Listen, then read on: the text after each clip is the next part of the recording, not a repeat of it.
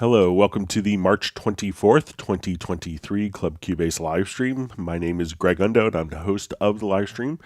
And if you have not attended a live stream before, how it works is you can either submit questions in advance to clubcubase@steinberg.de, or you could simply ask your question in the live chat field.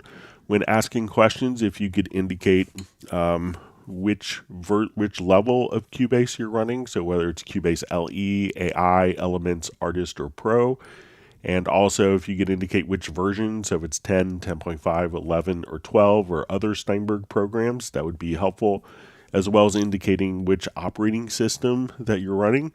My ability to answer questions in a real-time manner will soon be eclipsed, but I will try my best throughout the live stream, and we usually go for about 4 hours to get through all the questions chronologically. So if you don't see an immediate response to your question, if you could refrain from asking the same question over and over again, that would be helpful and kind of speeds up the whole process for me.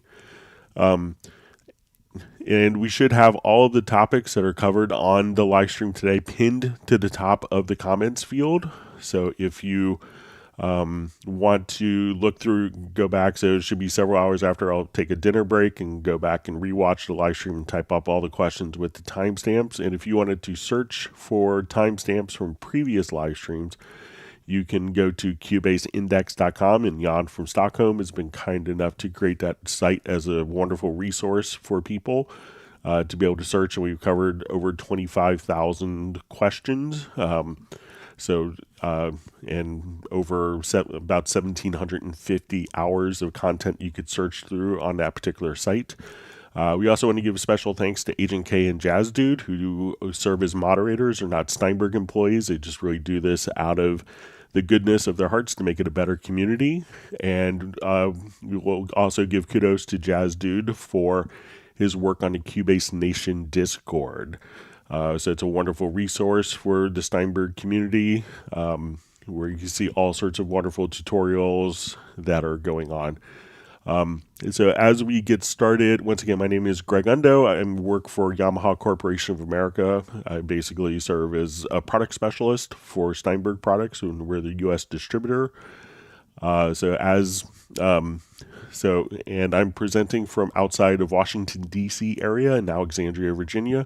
And if you're watching the live stream live, please feel free to just do a quick introduction and tell us who you are and where you're from. It's always fascinating to see people attending from all over the world. And let's go ahead and get started. Okay, so we have first question. Looks like a multi-part question. It says, I have a MIDI track, not an instrument track, that's already with an already dedicated audio output, and the instrument is running in a VE Pro, and I've made an output back to VE Pro into Cubase, for example, MIDI track called Flute 1. Would like to create an audio print track, which means as I press record, the MIDI track with its audio output will be printed into a new audio track called, for example, Flute 1 printed with the audio track. I would like to be able like it to be connected to the aux channel with all the effects and its routing, for example, Flute 1 aux. I have there all my effects of EQ, compression, reverb, and send, so on. So is it possible to create a project logical editor command that will do these things? And when I press record, it will automatically create an audio track with the same name as MIDI 2. It'll record the audio and create an automatic connection to the aux channel with effects and routing. And after the record is done, it will send a disable key command to VE Pro. In my case, is controller 92, which is controlled by the note G6 for disable track in VE Pro, and then it will disable the MIDI track in Cubase. And 4, it will hide the MIDI track in invisibility. I will only see the new audio track that has been printed by the record and already been routed. Okay. So I'm not. It seems like we could do probably 95% of this with the render in place. I don't have VE Pro, and I don't have a license for it, so I'm not that. I understand conceptually what it's doing, but I created a MIDI. I have a MIDI track here, just like a quick drum part in this MIDI track. When we go to look at the audio capabilities of it, we have, let's say, compression. We'll do a little bit of EQ, let's say. And we have reverb. So instead of, one approach that I would perhaps take is, let's say, so this is our particular track. I'm going to select the track here. So instead of having to do a real-time record, we'll just come over to our render in place. And let's say we go to our render settings. And in this, I have this particular instrument is just being routed out to a stereo output. So, and then what I want to do is we could just choose to disable our source track. So if we have the event selected, we don't really have that particular option. So this won't necessarily carry the name over, but we're going to choose to do this as one event. And on processing, we want it to be dry and to transfer the channel settings over. So now as I do this, we'll go ahead and render. And now this particular track is disabled. We could give this a new name. Say, in your case, flute 1. And I'll hold down control, and that will name the event, or we could rename the audio file. The audio file itself will automatically carry the name over from the track. And then at this point, if we just wanted to hide disabled tracks, we could just set up a particular keyboard. I think we could set up a project logical editor for that. So at this point, we will say we want to select,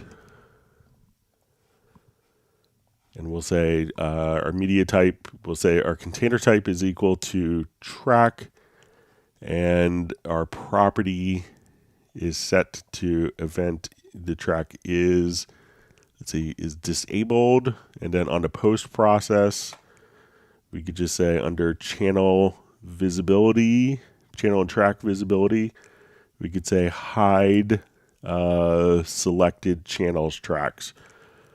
So now when I come over here, we could just select all tracks that are disabled and hide it. So when we go back to our visibility settings, we can just see that our MIDI track is still there. So maybe instead of, creating a really convoluted method, that if you have VE Pro set up and you have just kind of dedicated outputs for your MIDI tracks, try again the render in place. So, if we call this this track flute 1,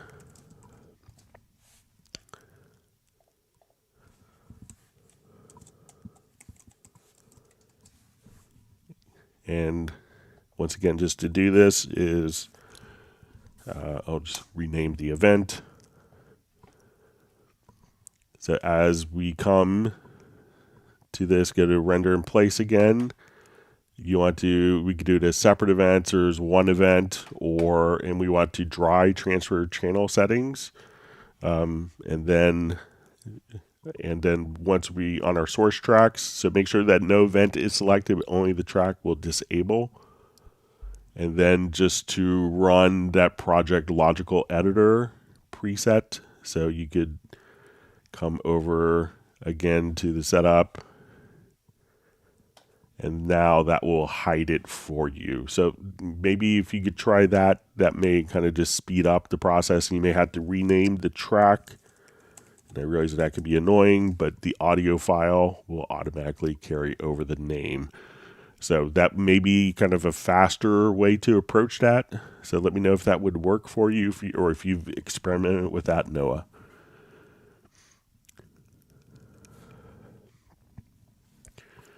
All right, so we have a question. Hello, Greg. Can you demonstrate how to bounce individual stems and send to another session or mixing? All right, so let's go ahead and take a look. All right, so we'll just go to this project and say we want to create stem files. And let's say in this case, we have a number of different files. And let me just revert this.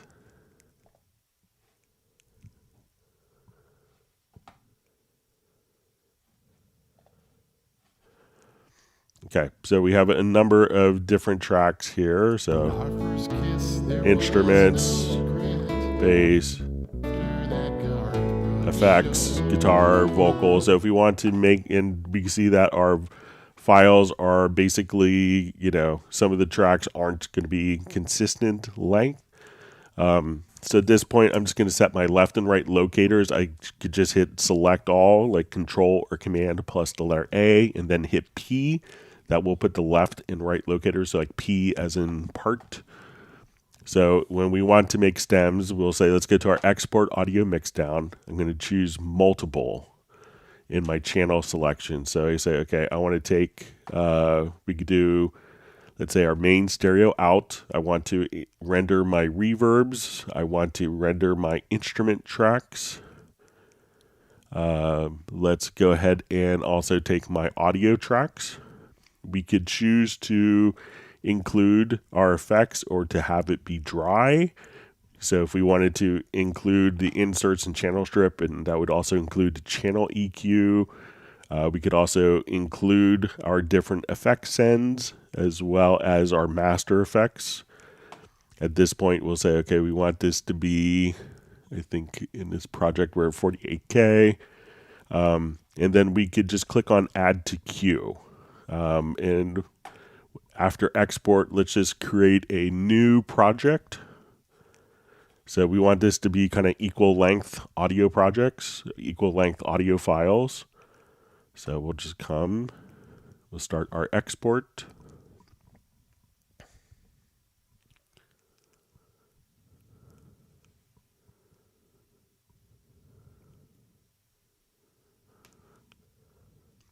Give it just a couple of seconds here.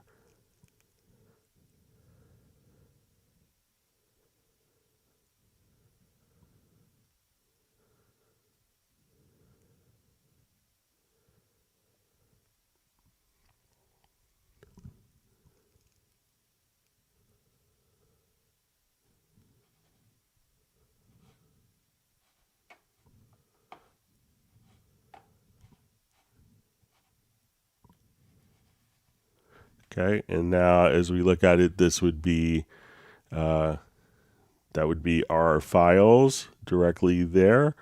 So now we could see all of our, just like a long, long time ago.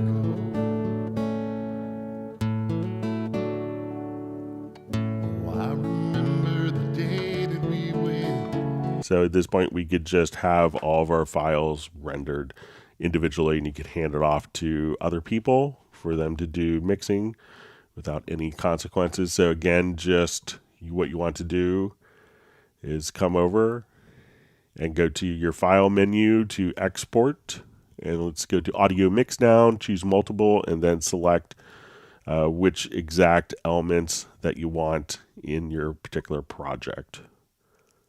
Just had a bunch of empty audio files there, but all right, so we'll move on to next question.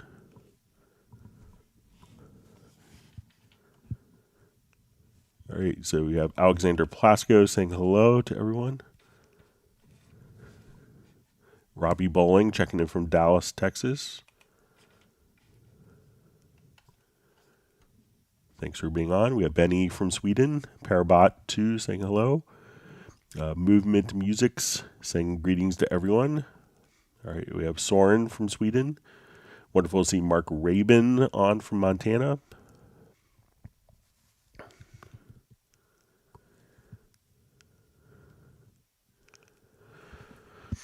All right, so we have a question from Mike Weiser. It says, question, when I used Vocal Line as an ARA extension on Vox, it works in real time, but when I try bouncing the tracks, they don't realign. What am I doing wrong? Do I need to render the audio instead of bounce? So probably what you need to do if you've done, I don't have Vocal Line, but probably what you would need to do is as we go to like your extensions, and I can show this with spectral layers. So as soon as we've done some editing with a particular extension, so now we double click, we can see that we could have this going in spectral layers, but probably what you need to do is to, if you go right to the extensions area here, try making the track extensions permanent, and that will render all of the settings that you've done in that particular editor to the file there. So try just again to choose make track extensions permanent and see if that will do the trick for you.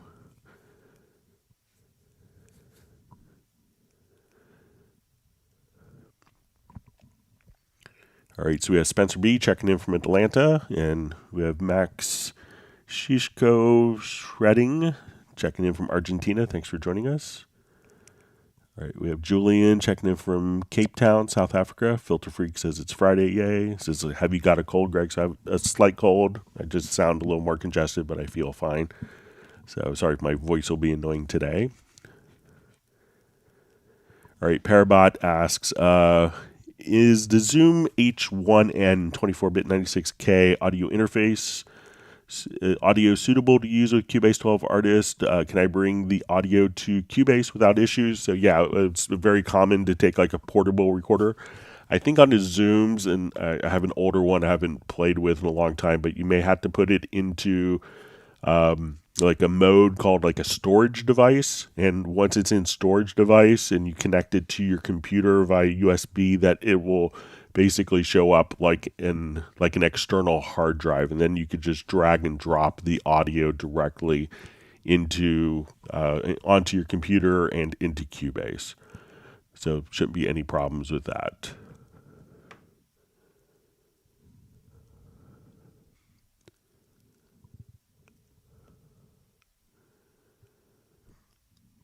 All right, and we see Jazz Dude is kind enough to point to post the 40% off Cubase promotion. It's going on until next week, so make sure to take advantage of that if you want to get your updates or upgrades, or have a friend that you think should be running Cubase. It's a wonderful time to get them into Cubase as well and have them save some money.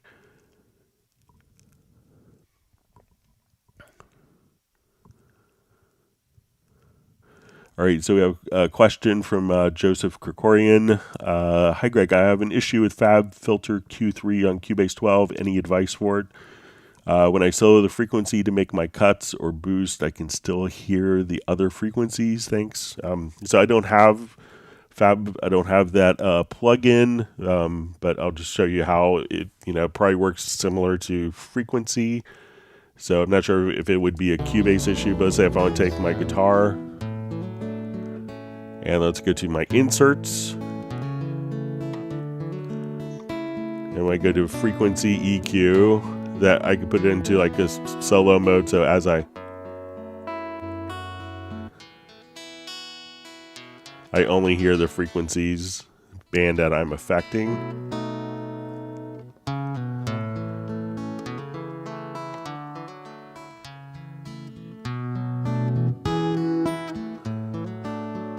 So as I'm making the adjustments with this enabled, I'm only hearing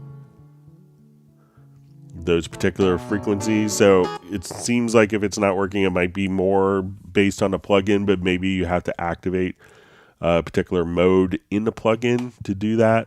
So, but it seems working with other plugins, but I don't have Fab Filter plugins. I try to get some copies because I get a lot of questions on it, but they haven't sent one or didn't respond. So, all right, so we have Music All Day says hello. Hey, Greg and fellow Cubasers. I'm in Ypsilanti, Michigan.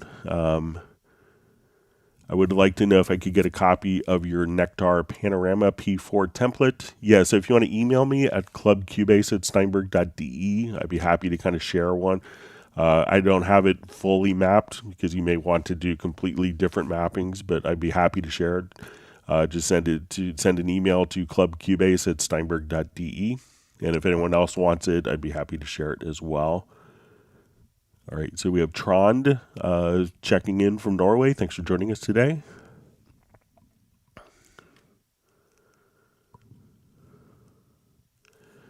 Okay, so we see from Spencer B. I have installed Absolute, however, I'm not able to see any of the new plugins when I open Cubase. I've checked the library manager and see items in the right location. Anything I can check? So a lot of them you may not notice until you're actually. There's a lot of them that work inside of Halion. So if you go to your VST instruments, you may not see like electric bass. You may not see like the FM labs, the FM labs, or tails, stuff like that. So you may have to go and look at the instrument itself, and then you can see all of your different instrument sound sets here. So a lot of them may be working as Halion-based instruments. So now if you wanted the electric bass, you could just go to electric bass, or if you want to go to FM lab, you could go there. So make sure that you're, looking at it, and as we go to Groove Agent, we will see Pad Chop, Retrolog. You'd have the Grand as well as part of that. If you don't see them there, one of the things that you could do also is go to your media bay, and you could go to media menu to media bay, or hit F5 and just come over, and we'll see VST sound. And then here you should see kind of all the different sound sets that you have for virtual instruments. So I think all of the Absolute instruments would show up here. So if you go, okay, we have Backbone. And if you don't see this checked, make sure that you have these checked. So that can't hurt. And also just by right-clicking, maybe choosing to rescan disk. So if you click and you don't see any presets, try to just right-click and choose to rescan disk, and that should refresh it for you. So give those suggestions a try and let me know how it works out. All right, wonderful to see Michael Marshall from Somerset, UK. Thanks for joining us. We have Movement Musics checking in from Houston in H-Town. So yeah, my brother lives in Bel Air there. Been there many times. All right, Patrick is on. Great to have you live. Yeah, and I listened to your track, Patrick. I'm going to send you some comments on it, but I thought overall it was really good.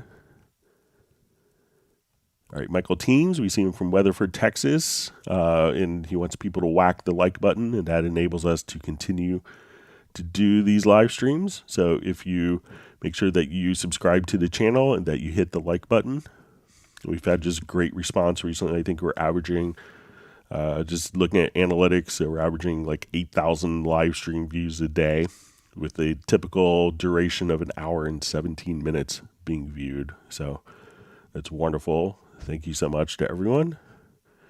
All right, we see Mark Rabin's dog Stella says woof. So that's good. We always want to make sure Stella is happy. All right, so we see Loto 2.0 needs to make a depressed song. So be happy as you do it, though. So.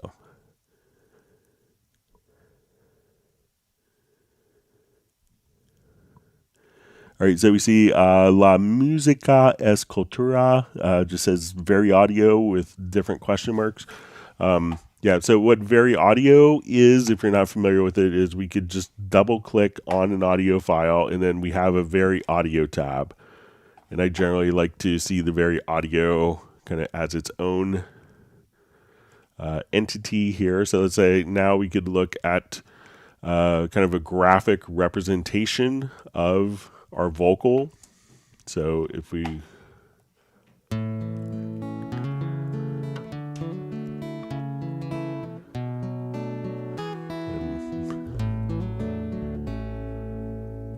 Seventh grade in the school parking lot, waiting on our yellow coach to ferry us home. So if at this point we want to, do all of our typical vocal correction for tuning, we're able to do a lot. So I always kind of go to the smart controls and set, enable all the smart controls.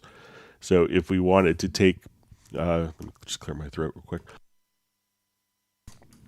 So if we wanted to just take, like different phrases here, and let's say, okay, we want to, and this may have been very audioed by my friend, if we want to adjust vibrato, if we want to work on transition notes, or just actually see and change the pitch of notes.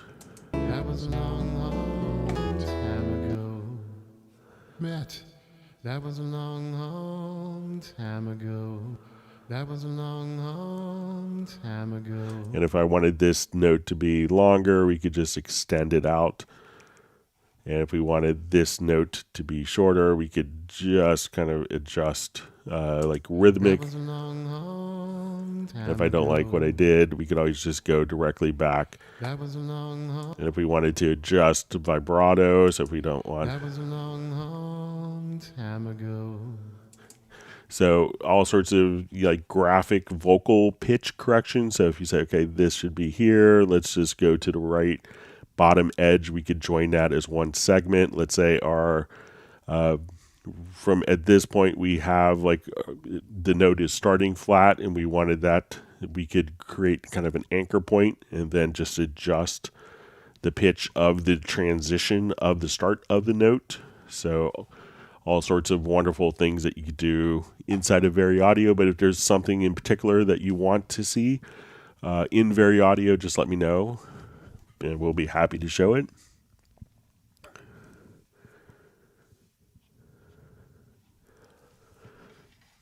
All right, so we see just see a question, Cubase 13 in April. So I wouldn't expect it, but we usually don't talk about new products until they're out. So, all right, so Michael Teams is happy. He's saying woohoo. Maybe it's a response to Mark Rabin saying Teams tastes great, less filling, delicious. So, all right, so we see I have D. I guess it's maybe D Carmike 00. Would Halligan 7 be worth it if you already have Falcon / Omnisphere / Contact? So definitely, I think it. It is probably the most comprehensive in that it has kind of the most comprehensive FM support, virtual analog, granular. It's going to have virtual analog wavetable synthesis, and it has kind of the ability of loading all the Yamaha SysX patches from kind of classic FM synths. And the way it integrates in with Cubase, instead of having to run multiple plugins, you can kind of do so much with one particular instance of Halligan 7. So I think it's a great choice.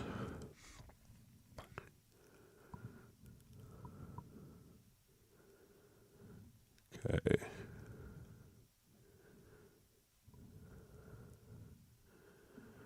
So we see Cubase is amazing software, but the interface design is a mess. So let me know if there's anything that seems like a mess to you, but I think it allows you to see a tremendous amount of data in a little amount of space. So a lot of people think that maybe it's a mess until you kind of understand everything that's going on. But if there's something that you don't understand or you think is messy, please let me know. I'll be happy to pass it on.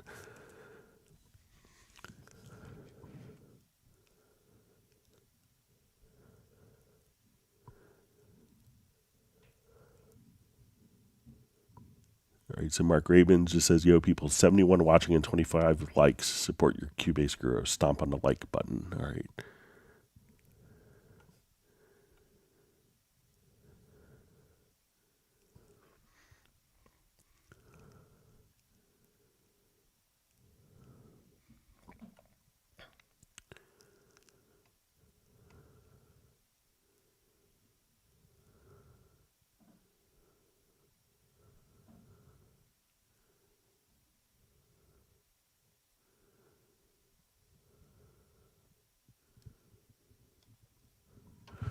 All right, so we see Coast Mastering, so Michael Romanowski. Hey, Greg, in WaveLab, can I keep PQ markers locked in place while moving audio around? Also, import files while markers remain locked. Thanks and howdy. So let's take a quick look.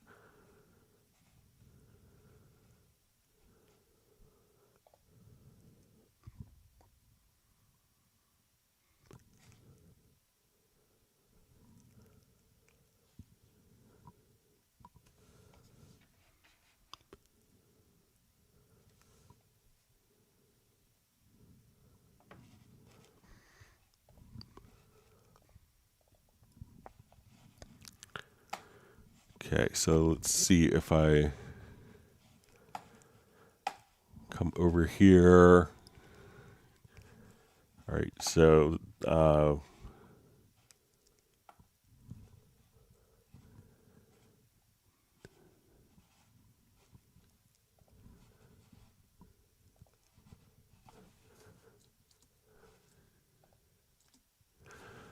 okay, so let's say if we come over to CD, and I'm going to just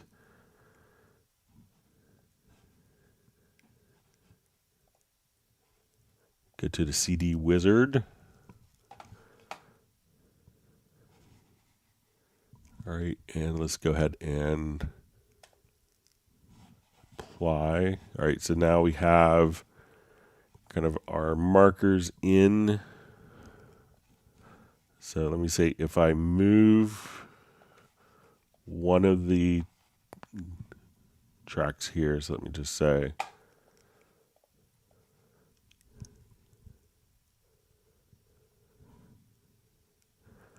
so I think that these might work as the PQ code. So I'm not sure if you entered them in as like CD track markers, but it seems like those are being preserved as the file is moved around. So let me know if that's how you approached it, just by going to the CD and choosing the CD wizard, Michael. And let me know if that is helpful for you.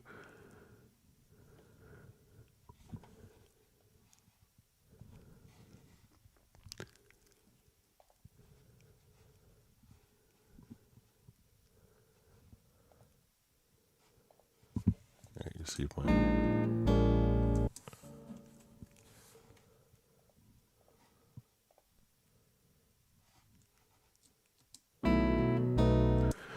okay. All right, so we have Captain Energy Music checking in from Harrisburg, Pennsylvania. Thanks for joining us.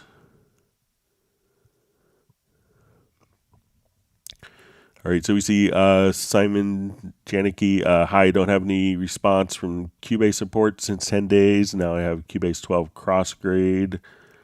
All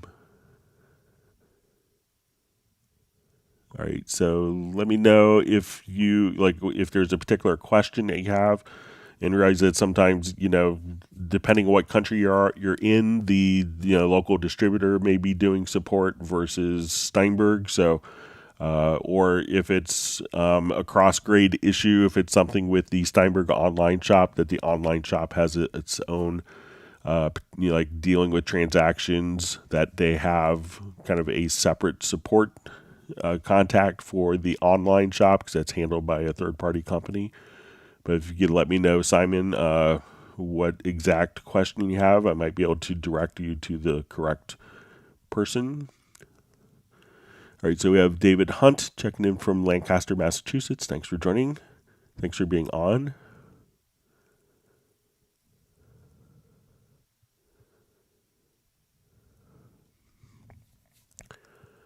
All right.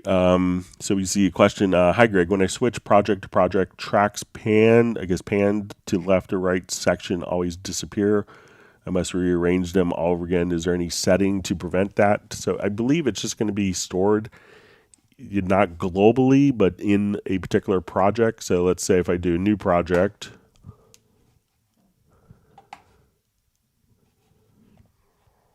and let me just add a number of audio tracks.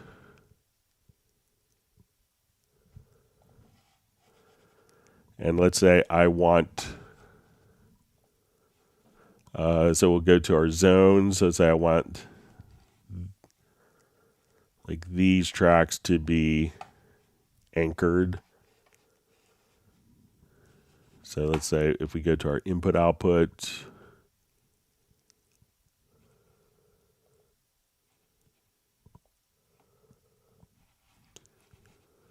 so at this point we could just anchor that, but you realize that every project may have different routings.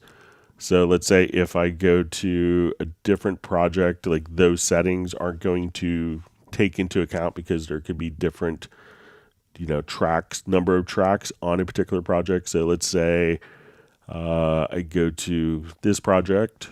I think we may have different track anchors. So let's say in this, if I wanted to anchor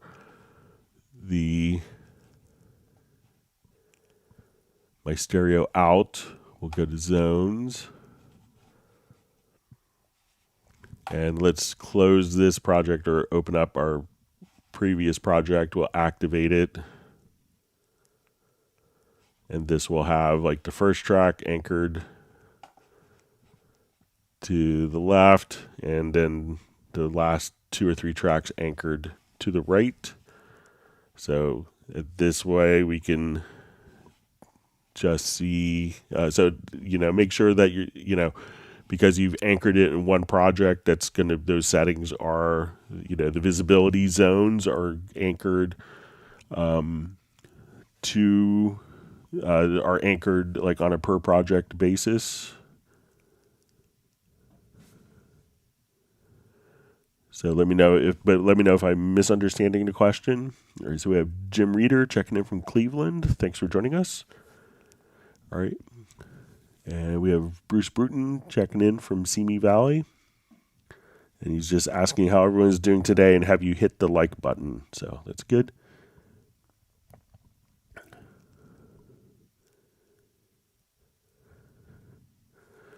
All right, so we have Mike Orchard asking, hi from Tyneside in England. Could you demonstrate setting up an external device, please? So I'm not sure if it's an external processor, like an effect, or an external instrument, but we'll show both. So let me just go to my audio connections. So if I have an external device, what I need to do, let me just clear my throat real quick. What I need to do is to go to my external effects, and we're going to connect that into the inputs and outputs of our audio interface. So if we go to external effects, let's say I have a distressor compressor. So I want to say this is going in and out of these particular audio interface connections. So we take the output, so that would be the send, and then the in is going to be the return bus. So once we have that done, we could come over to the inspector and let's say, okay, we want it to run an external process on this. We'll go to our external plugins and say distressor. As this is opened up, you can do a measure the delay, and this will ping the system, and that will figure out whatever latency is imposed by the hardware, by the inputs and outputs of your audio interface or converters, and that will automatically compensate for it. Now, if it's an external instrument, what we need to do, if you wanted to connect it into the actual audio stream so you could run your external instrument through effects, is come over and just say, okay, we're going to have an external instrument. You could click add external instrument, and at this point tell it what connections, what input and output ports that you're connected to. And once you go to add a MIDI track, or you could add an instrument track rather, and choose external instruments, and now you could just create a track that's being routed to your external instrument. Now, if you have an external mixer where the audio for the instruments is being set to, all you would have to do is to add a MIDI track. We could tell what MIDI port that it's connected to, what MIDI channel that we're using, and then MIDI for that port can be set up and channel. And this can be configured also if we go to your studio menu. And let's go to more options to your MIDI device manager. So let's say, okay, you have an Alesis D4. We could say this is going out of this particular output, and then you could also set channels so that you can say, now I want to go to my D4, and then that would preserve the channel and output routing port for you. So let me know if that's helpful, or if it was another type of external device.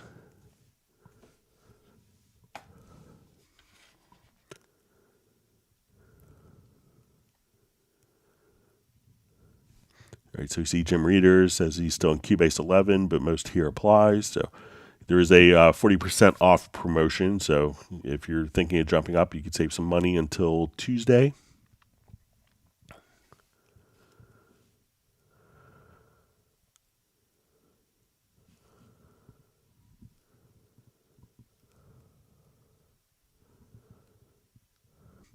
All right, so we have a question from Andy. Says, hi, Greg. Hope that the cold subsides soon. Thank you.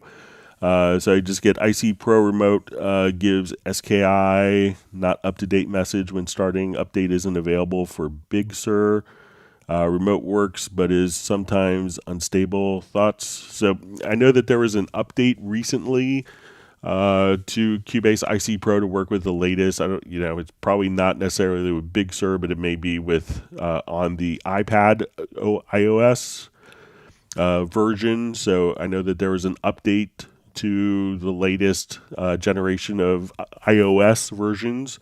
So make sure that you're running that as well. But I got a lot of kind of queries like that before the update, and it seems like the updates kind of resolved a lot of issues for people. So it may not be on your computer side, but on the iPad or iPhone side.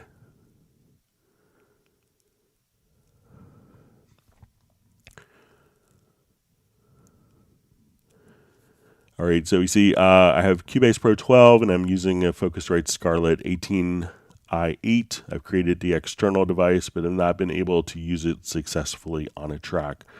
One of the things that you might have to toggle for external devices is you could try going to, let's say you get to your studio menu to studio setup. One thing that may affect it, depending on the internal routing of the audio interface, is try toggling direct monitoring. So try turning that off, because that may be sending the input directly to the output and bypassing any of the processing inside of Cubase, which could be sending it out to the external device. So if you have direct monitoring enabled, try toggling that and see if that makes a difference.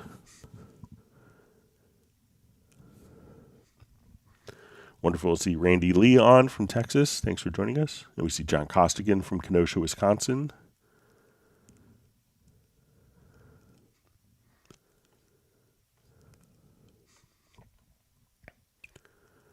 All right, my chat field just jumped.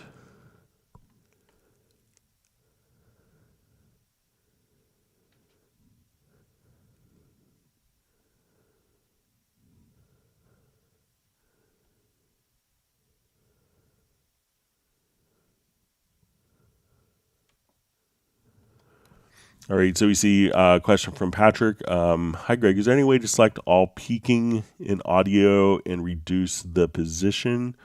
So, if you have audio files that are peaking, one of the things that you could do, so let's just come over, if you think that you have an audio file that's peaking, one of the things that you could do to kind of isolate it and perhaps find it, a lot of times you could, do it by meters. So if you go to your meter position here, so let's say, as we were kind of playing with this,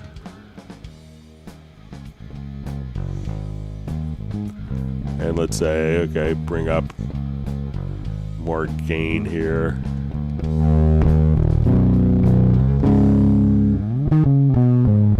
So, as soon as you see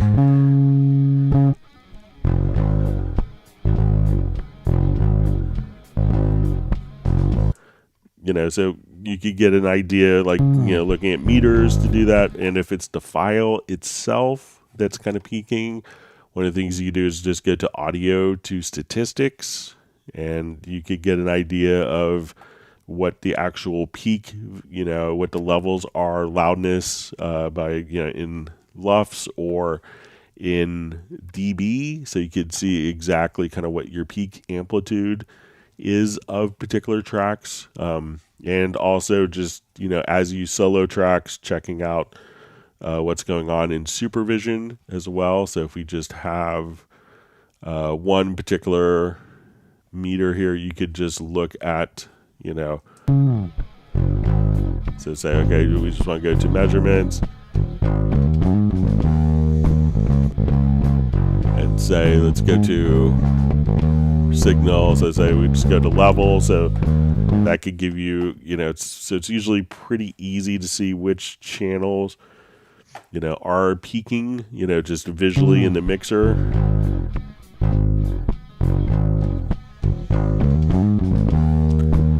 So, as you're just kind of looking at it, but you could also just, if you have if you think that it's peaking before it even hits the mixer, that's when you could use the audio statistics to kind of figure that out as well. So I would use those, and then you could always use kind of dynamics processing to, get it in line. So, but, just kind of watch your meters, and that will give you a pretty good indication. And you could also just, if you get to your global meter settings, you could choose to hold the peaks and hold them forever. So like as you stop here, we could see where the peaks are. So as we played through everything, we could see where our meter peak positions are in the signal as well, just by looking at that. So that's another method. So give those suggestions a try, Patrick.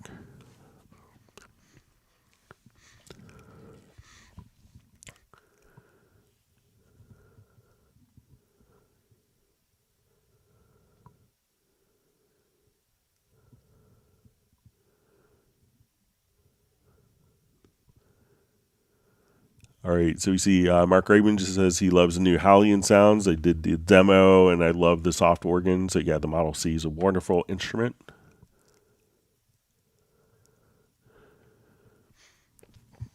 So we see from Randy Lee, Greg, have you heard anything about Apple and Spotify limiting playlists to Atmos-only mixes? Thanks.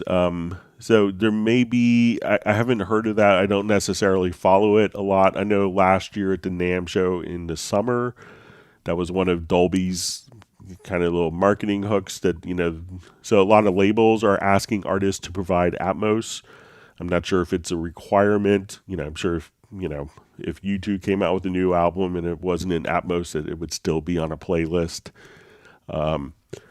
But, and it's one of those things where, like Spotify may have, 1 million songs submitted, but maybe, 6,000 of the million are mixed in Atmos. So that way, if it's mixed in Atmos, it gets can get elevated into different playlists. But I don't follow if they're requiring Atmos or not. But I imagine that you could still release stuff not in Atmos, but it might be changing.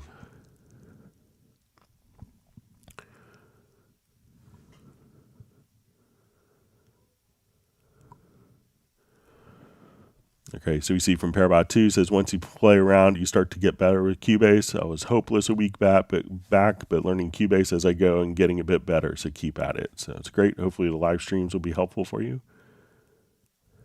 All right, so we see Jim Reeder says he can only run Mojave in his Mac, and thus no Cubase beyond version 11.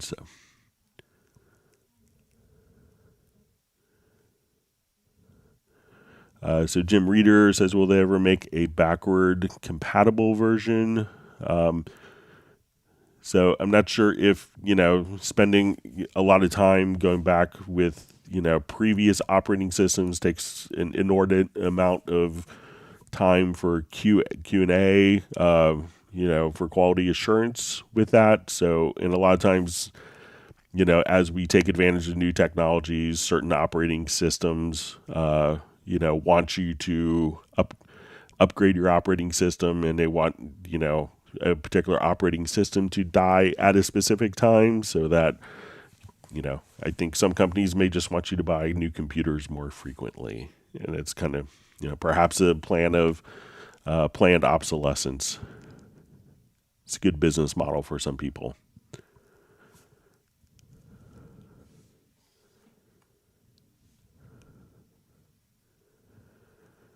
See, Max Shishko Shredding says, I'm amazed at the possibility of Cubase and the quality of its integrated processes.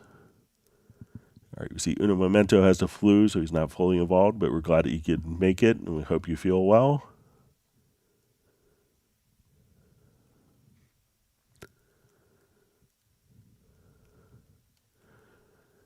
So you just see Jim Reeder asks, I don't have any experience with this, but maybe other people could share. So what's the best cloning software for a Mac? So I think a lot of people obviously use Time Machine to kind of, get data back and forth between different computers. So that might work, but maybe other people will have a suggestion.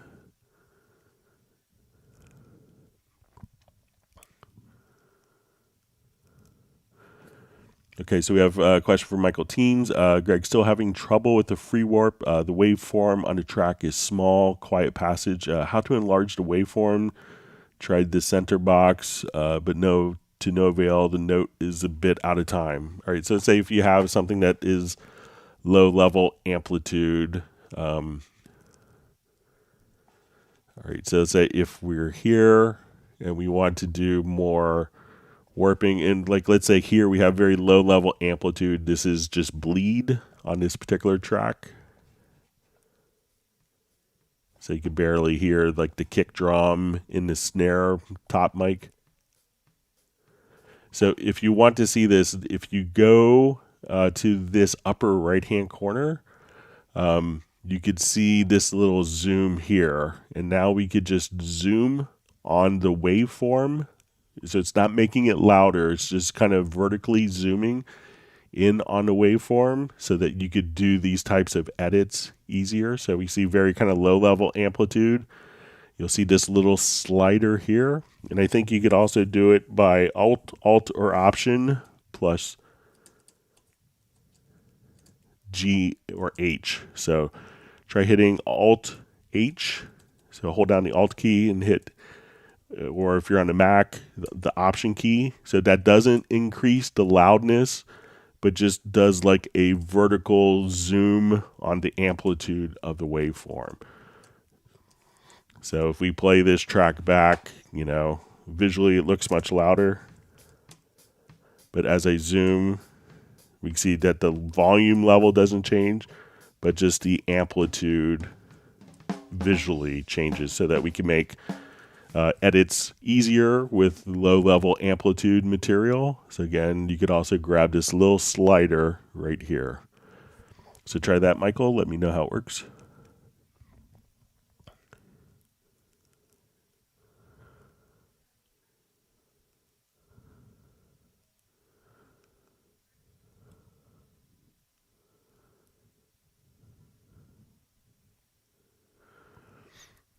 Okay, so we see from Michael, it says, I want to keep the markers in place when moving the audio, not attached to the audio, but locked to time position. This is in Wavelab, so let's take a quick look.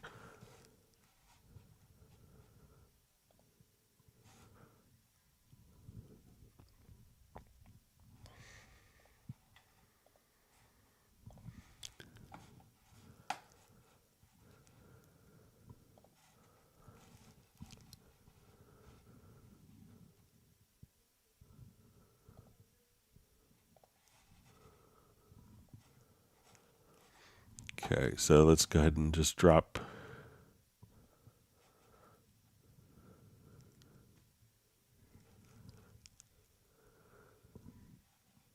just some markers.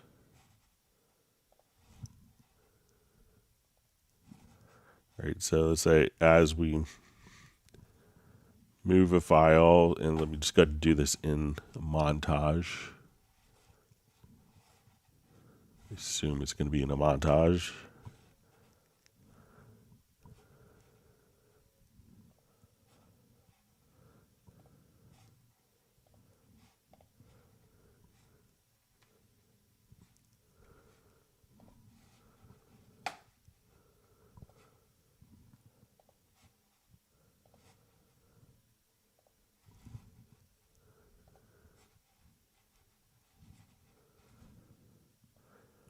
All right, so let's see.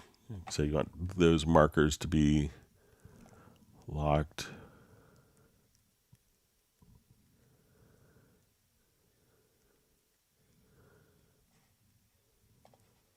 So maybe if we right click, it will lock selected marker. So now it doesn't seem.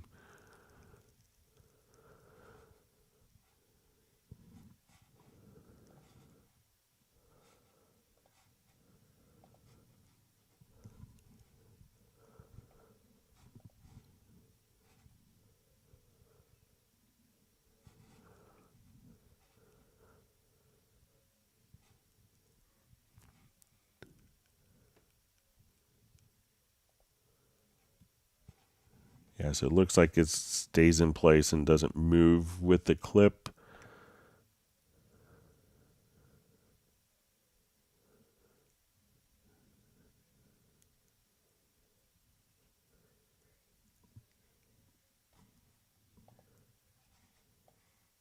All right, so it looks like maybe if we right click here, we say bind selected markers to audio samples. So let's say if I move this marker, so maybe right click on the marker, bind selected markers, that those seem to move. Just make sure I'm reading this right for Michael.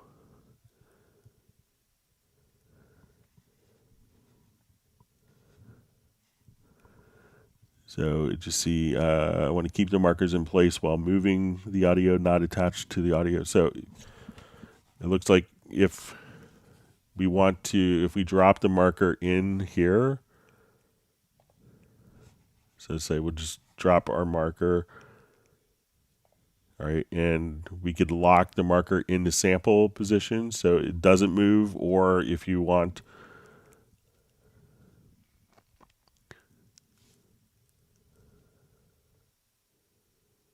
so in that way it's kind of locked into the time position. So maybe, so let me know if that works for you, Michael. So you could have it kind of, locked into time position or locked to the sample of the marker. So just by kind of right clicking and lock to select a marker, or lock it to the sample position.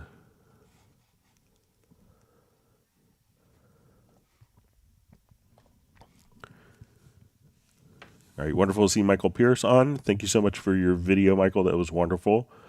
And if other people, one of the things that we're going to be doing is actually promoting the live streams. So if you have found the live streams to be helpful, if you want to do just a quick video on your cell phone or webcam, just to say, how the live streams have helped you, that'd be great. And you might have your video next to like Hans Zimmer, so because he's given permission to use some quotes as well.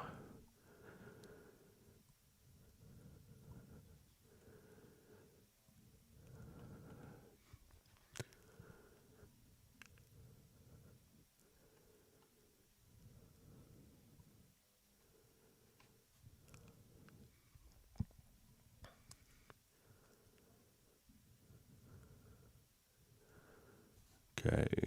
All right, reading through comments.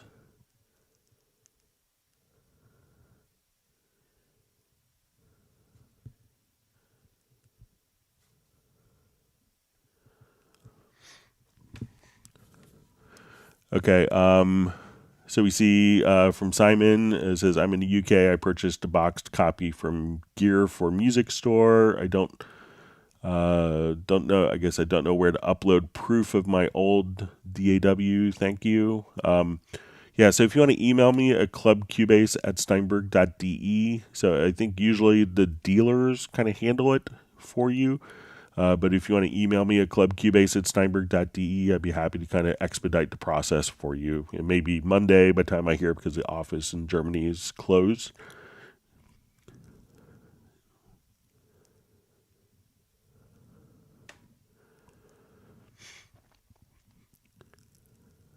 All right, so we have a question. Hello, Greg. Is there any new digital mixer lined up from Yamaha integrated with Cubase? I could say that there is a NAMM show coming up. So, maybe look for announcements. If there's going to be new announcements, NAMM would be a good time. And, there could even be announcements beforehand. So, and that's about all I could say. All right, so we have Project checking in saying hi from Scotland. Thanks for joining. All right, so Benny just says you sound better now, Greg. Hope the cold has subsided. So yeah, it's really just like I had one day of congestion and my voice is probably a little off, but I feel fine. All right, so we have a question from Parabot. If I upgrade to Pro from Artist, will my current projects be safe? Is it going to need a full install or just add to my current Cubase and keep everything as is? It'll just add to your current Cubase and keep everything as is. You don't have to worry about it. Your old projects will be safe. Actually, I think what you actually have is Cubase installed, the Cubase Pro, and then depending on your license, certain features are activated. So once you have Cubase Pro, once you upgrade from Cubase Artist to Pro, just those features are unlocked in essence.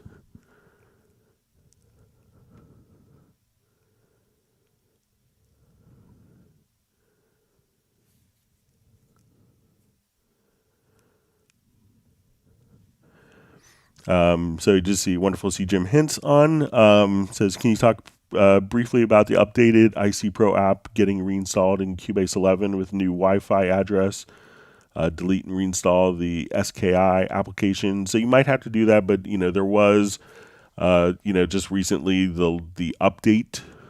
And that was primarily for to make it work with the later with the later iOS versions. I don't have my iPad in front of me. I think my son may have it upstairs. But if you want to, I know you sent me an email earlier, Jim, but if you wanted to send me an email again, I could reach out to you as well. And it's great to see you on the live stream. Glad you can make it. All right. So we have Brian Sawyer just saying greetings from the punk town of Beulahville, North Carolina. We're glad you can make it today. One other quick comment. So I will be on vacation next Friday, a week from today, and I'll be out that whole week after. And then I have NAMM and a corporate kickoff, so we will have fewer live streams in April, but I just wanted to let people know that on Tuesday's live stream on the 28th, we will be doing our Zoom meetup on next Tuesday. So just a quick reminder.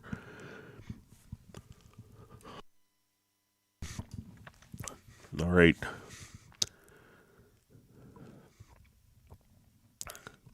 All right, so John Costigan sure does like the like button.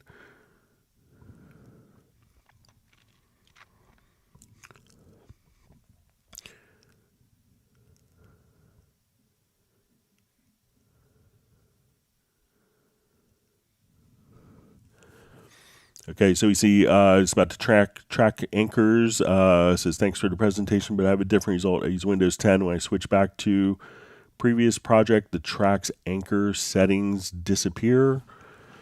All right, so, I think, and I've done this on, as soon as I jump to different track anchors on projects,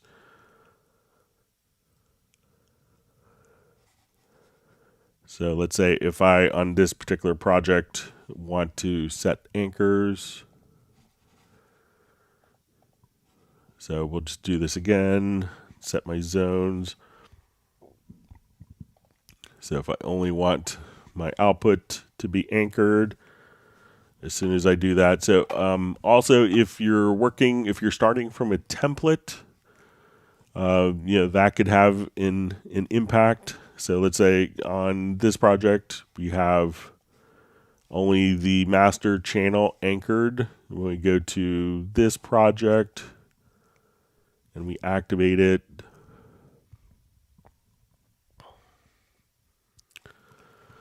Okay, we have our right channel active, and let's go ahead and we'll take maybe our kick track, and let's make this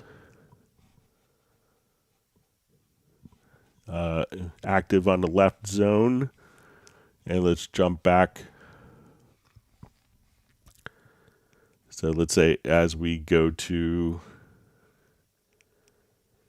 our different projects here, so let's go back. We'll activate this project, and this should be only the stereo track, the stereo out anchored. So everything seems to be, anchored per project for me. But maybe if someone could check on their Windows machine to see if the anchor is, if the anchor positions on the mix console are carried over.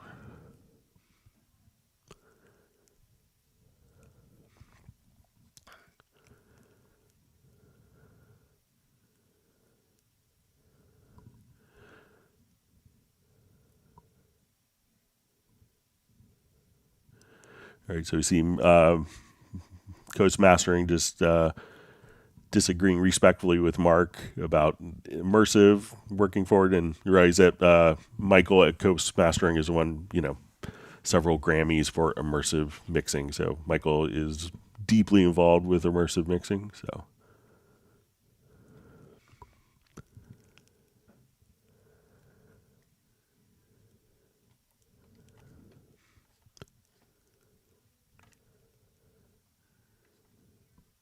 All right, my chat field just jumped.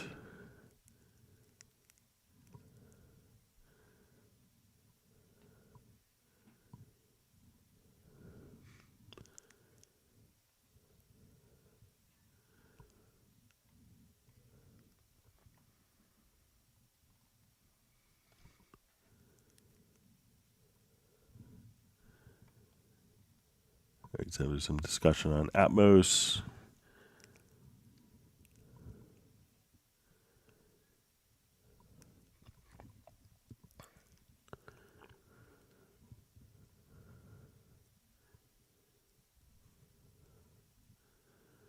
All right.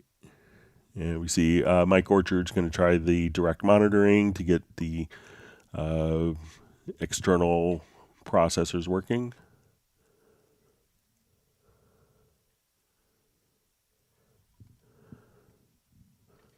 All right, so we have a question. Hi, Greg. Is there a way to double or have a measure of notes in the MIDI editor by selecting the notes we want to affect, something like the half and times 2 function found in MIDI clips and other programs? So you could do it directly with the project logical editor or with the logical editor. So let me just go to a particular project here.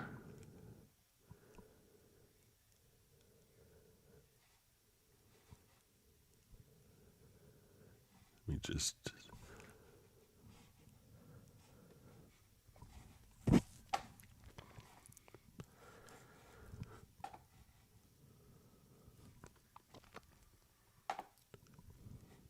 I think there's already presets for this. So let's say we want to take a look at this. So let's go to your MIDI logical editor.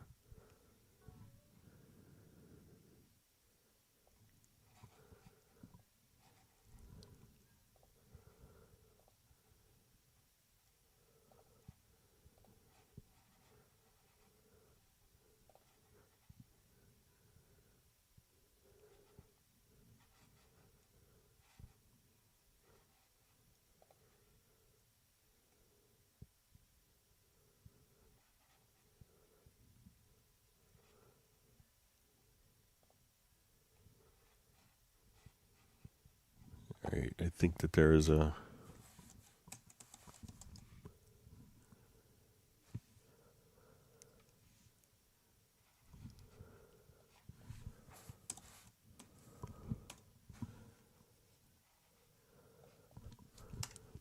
just and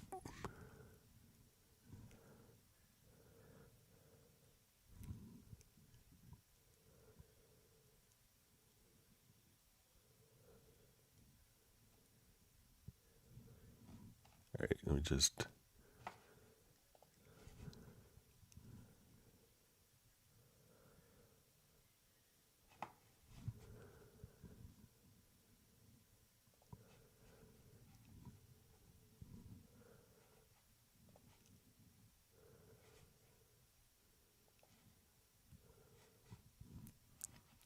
see if I can find it quickly.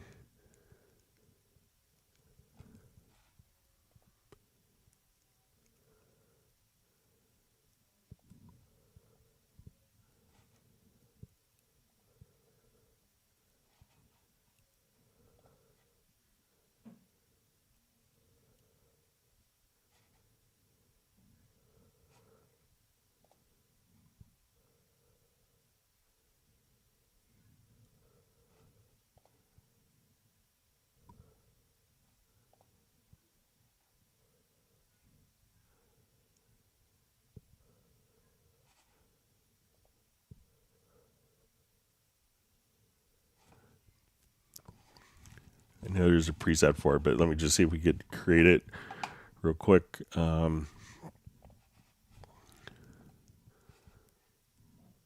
I think we want to take notes, and we'll take the length, and let's say we'll multiply by 2. And I think we want to adjust the position. I think we could multiply by 2 here. So let's say we do this, hit apply, that we could, at that point, double the notes. And if you just wanted to do for, whatever notes are selected, and if we just choose, divide by 2, and length position,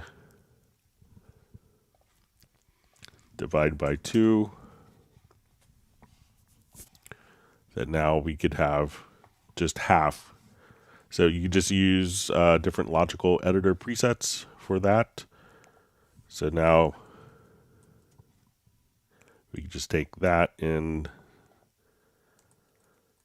divide by 2 or multiply by 2. So you can do that and have your own keyboard shortcuts once you save that.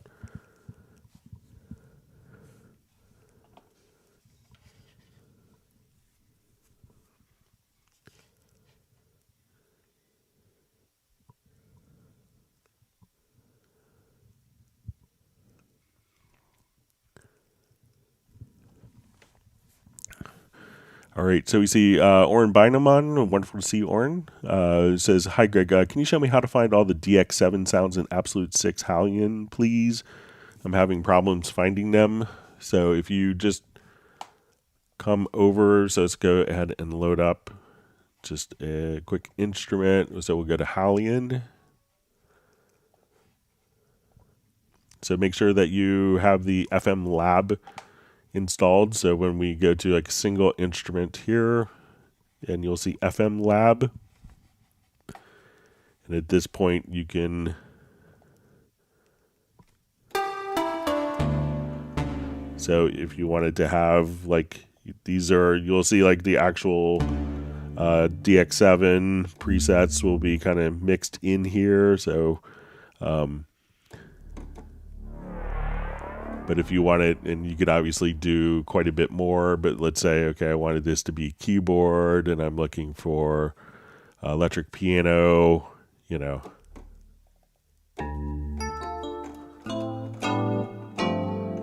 or if you want it to be bright tines.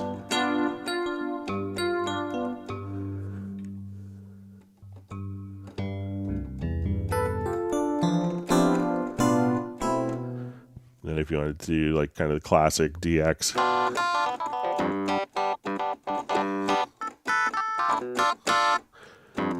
So you want your FM electric piano. And let's say, okay, we wanted to go to like synth bass, we could just come over here. Okay, we want synth bass sounds, so any of the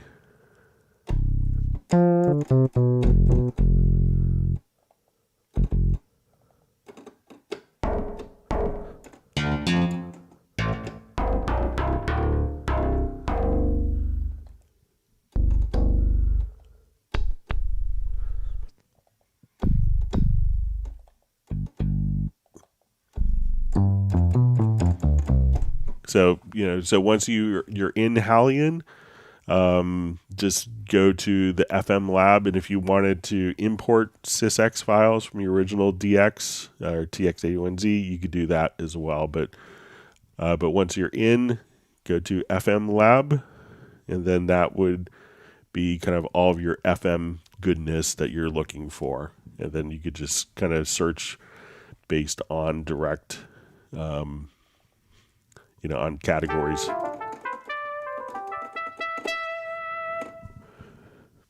So great to see you on again, Oren. Hope you're well.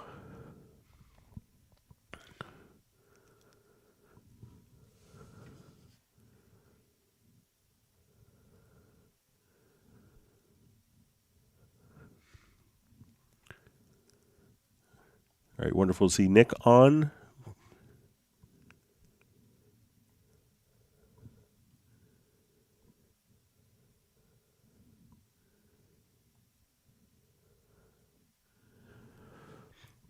All right, so just see question. Says, hi, Greg. I have the following problem with Groove Agent. If I use the backup function for an existing project and delete or move the existing project, Groove Agent doesn't change the path of a sample.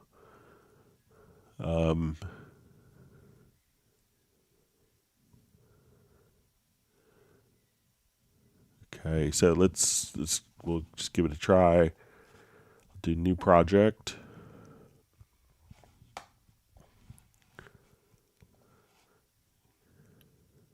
And this could be contingent on a preference, but let's say we'll do a Groove Agent here. So let's go to our instrument track. We'll go to Groove Agent SE. Okay, so one of the preferences to check is when we go to editing and go to audio, and when I think it's it says on import audio files that we could copy all files to the project directory. So let's see if we drag a sample over. If we look at it here and just jump.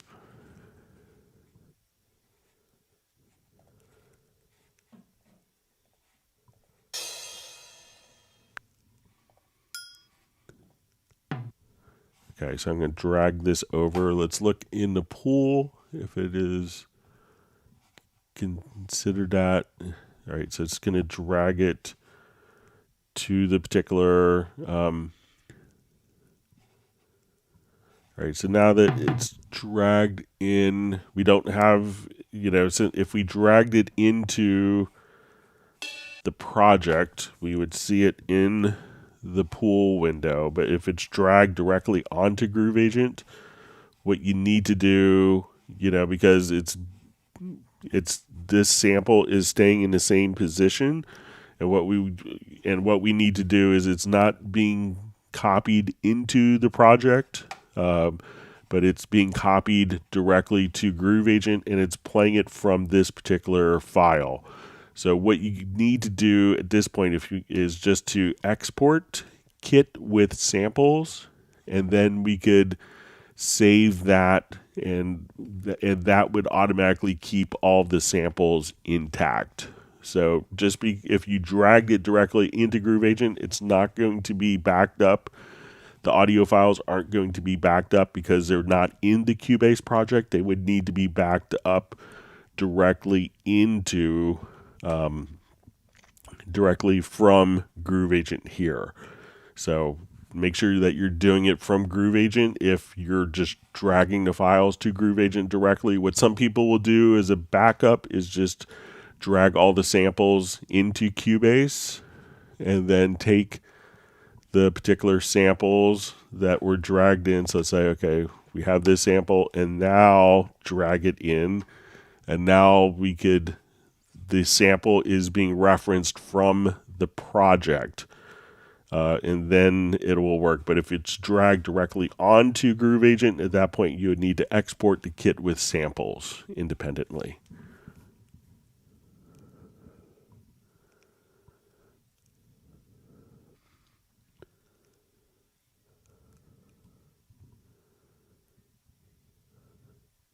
And then as you do what some people I know do, in addition to that, is when you save the Groove Agent kit, is export the kit and then choose to export it.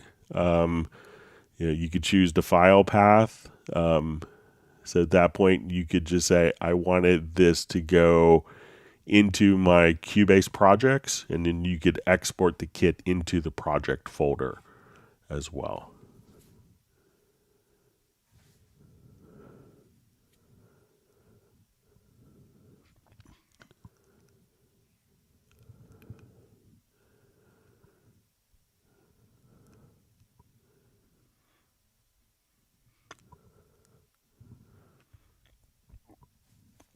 All right, so we have a question. Any tips on dealing with CPU peak meter clipping while running third-party VST plugins?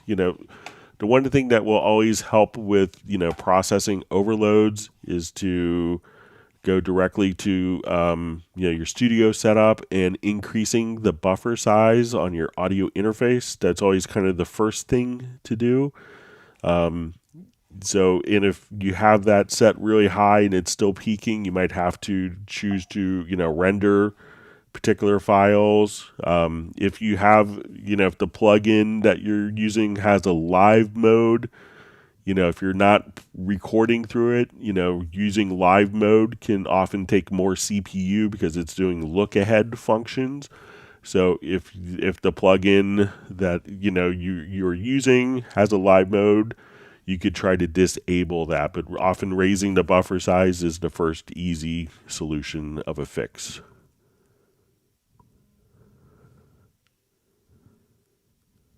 Okay, so I think I just got an email about the crossgrade. So I'll look at it right after the live stream. Thanks for sending that.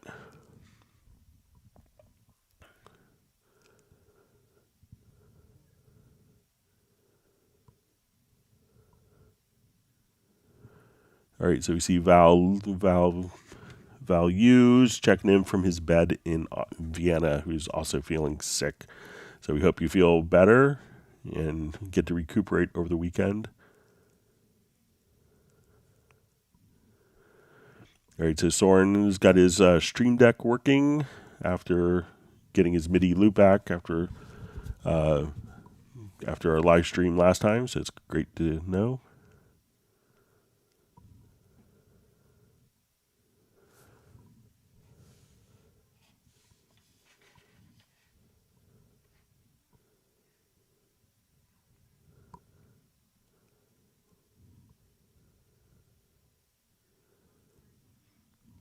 All right, we see Michael Teens is just giving Value ice cream to help with his sickness.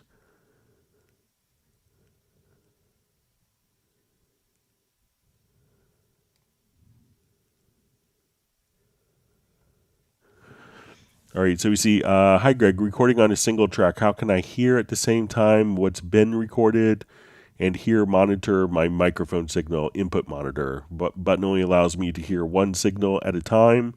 So it's designed where you can hear, an audio signal, until, so if we recorded something, so let's say, we record it here, right?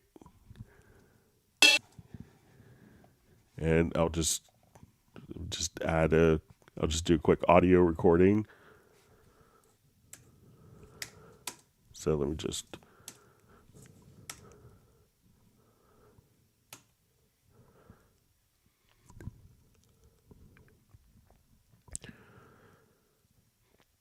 all right, so if We have, there's preferences for kind of the behavior on this. So one of them is, if we go to VST, I have this set to tape machine style.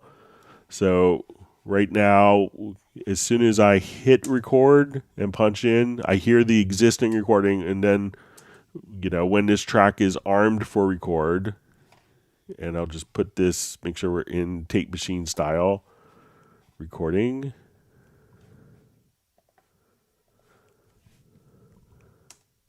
So now that I record, I can hear what has been recorded until I hear the existing track until I hit record. So it's not going to allow you to necessarily hear the track and hear the signal on top of it as you're recording. You're going to hear one element because the audio track is playing back, just one single sound. So it's not like a sound on sound recording. So we don't really need to do that because, you have unlimited tracks. So if you always wanted to hear the previous take and, while you're coming up with ideas, all you'd have to do is just add another audio track. And then, because think of one audio track as being one file that's going to play at a time. It's not going to be stacked files. So.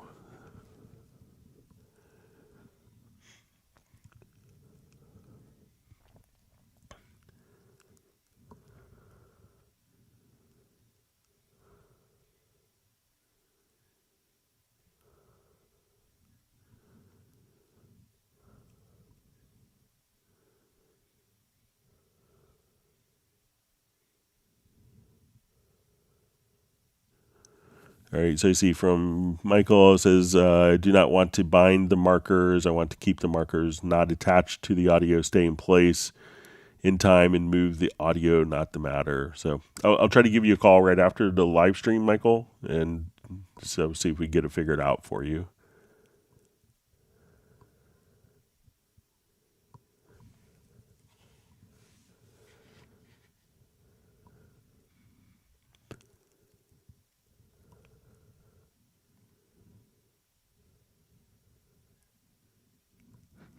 It's a great comment from Michael. It says, in his opinion, vinyl is backwards and is glorifying the past. Horses are cool too. So that's a great point.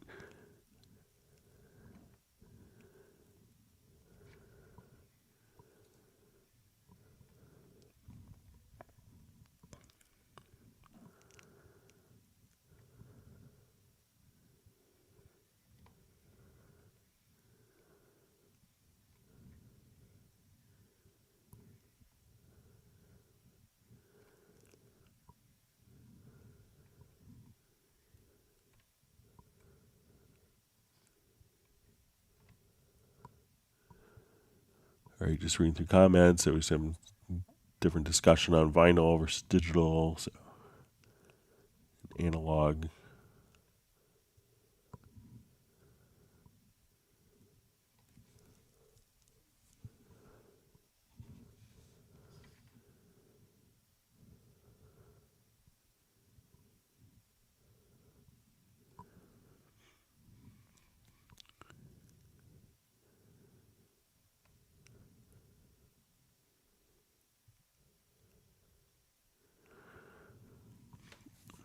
All right, so we see from Balsa just ask, hi Greg, is it possible while recording audio to open the lower zone editor to see a big detailed view of the incoming signal?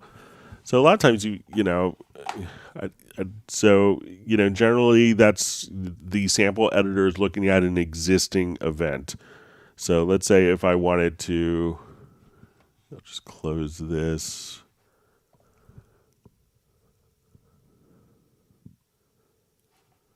And let me just get to another project. You could always make the particular file. So let's say I wanted to activate this.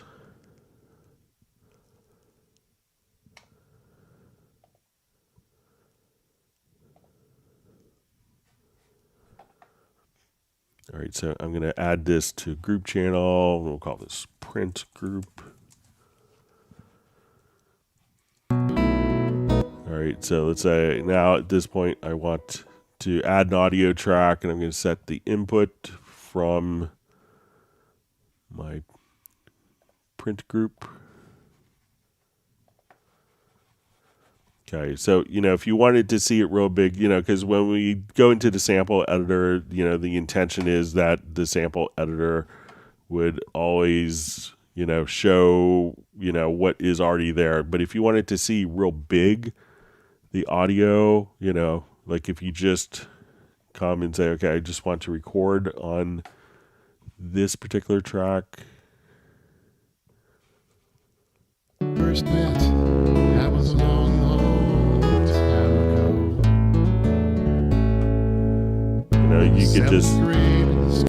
You could just kind of print and, make that track really large if you wanted to. So anything that you wanted to, go directly out, you could just make the actual track bigger, and there's kind of a preference for this even. So if you say, okay, I want to, through enlarging the selected track under edit. So let's say we have enlarge selected track on.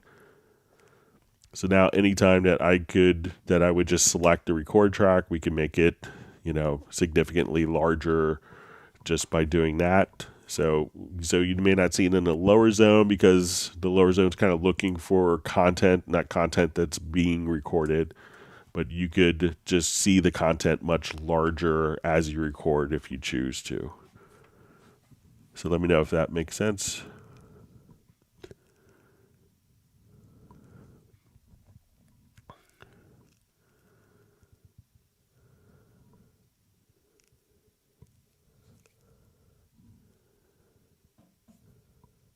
All right, so we have Tiago checking in from Brazil. Thanks for joining us.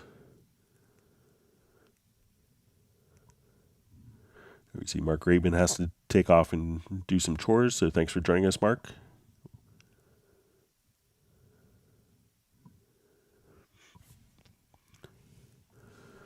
All right, so we see question, do amped Electra and lo-fi piano work without the dongle? So I know that amped Electra does as part of the, but I'll just go ahead and check really quick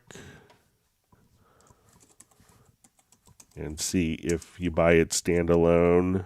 I know as part of the, we'll look at the system requirements here real quick.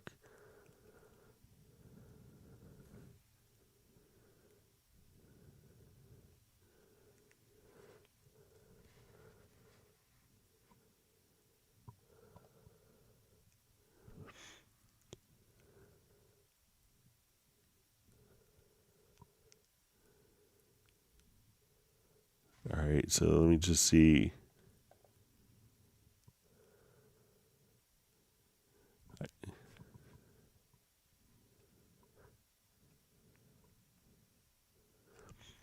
So I know that I run it under Steinberg licensing.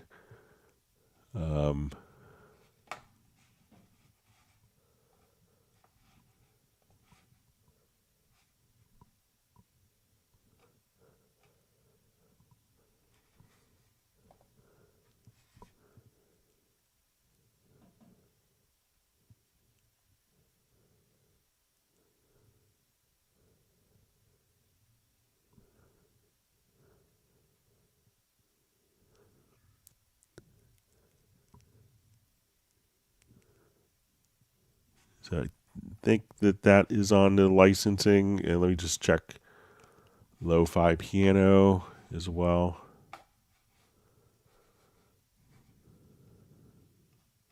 See if it's just in the list here.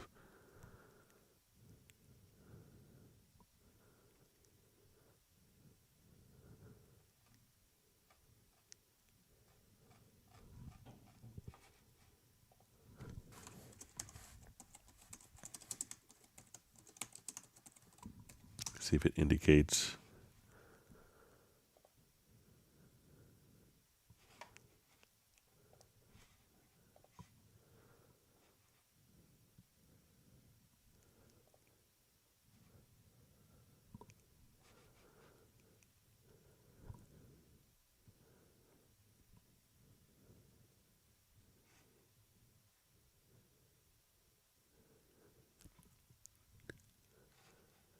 So this may still be on e-licenser. Let's see if it's indicated on here.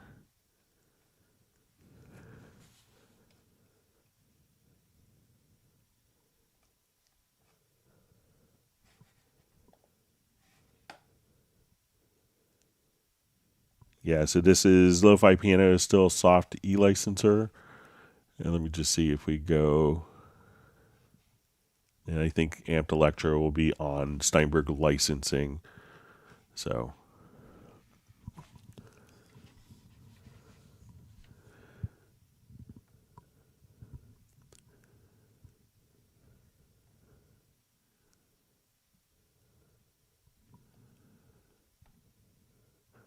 Okay, so we see from Balsa asked, hi Greg, when zooming in all the way on an audio wave event, a dotted vertical line appears close to the beat or bar. What is that? All right, so let's take a look.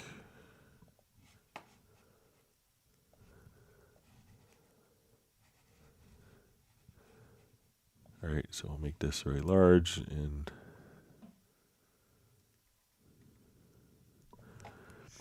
okay, so we see a dotted vertical line appears close to the beat or bar. Let me just zoom in.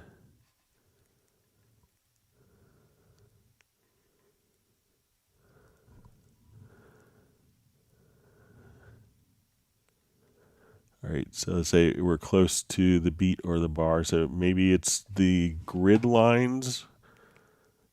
So maybe it's these grid lines here that we see visible as we zoom in.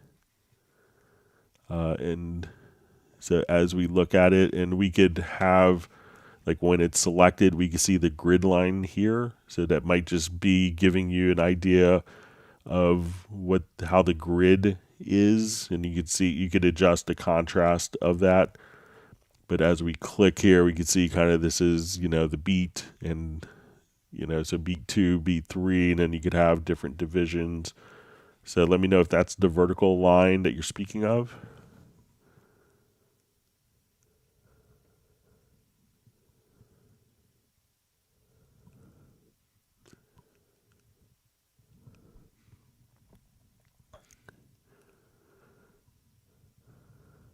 Okay, so Mark Rabin is now on his mobile in a car on the live stream. All right, so we see from Mark Chiambo, hey Greg, is there a way to shuttle play ×2 the speed without the chipmunk effect of the audio, similar how YouTube plays at ×2 speed? So let me just see if I could set up just a quick keyboard shortcut for this. I think it's only in the key commands now. It may change the pitch. Right, but let's set it up in a keyboard shortcut here on my MIDI remote.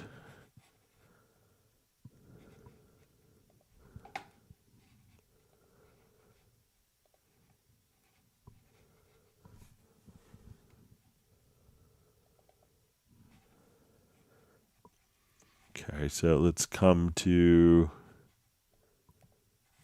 our browse functions and we'll do shuttle play.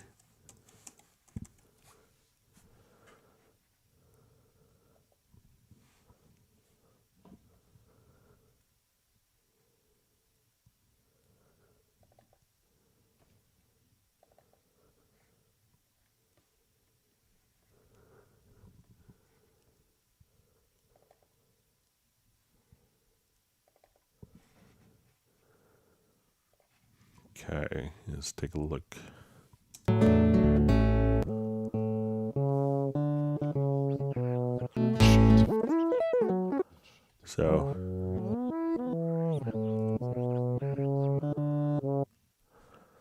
So Parking lot, waiting on our yellow coach to ferry us home. so if I wanted Know to, my way in your heart. so it will kind of, and let me just see if there's looking to transport for other functions, but that will change the pitch. And there is a function in WaveLab where you could do kind of, which is kind of like intended for doing like audiobooks that will allow you to play twice without changing this, but this will kind of mimic a traditional outboard gear. So let me just look under transport, see if there's other. We got a key commands, transport.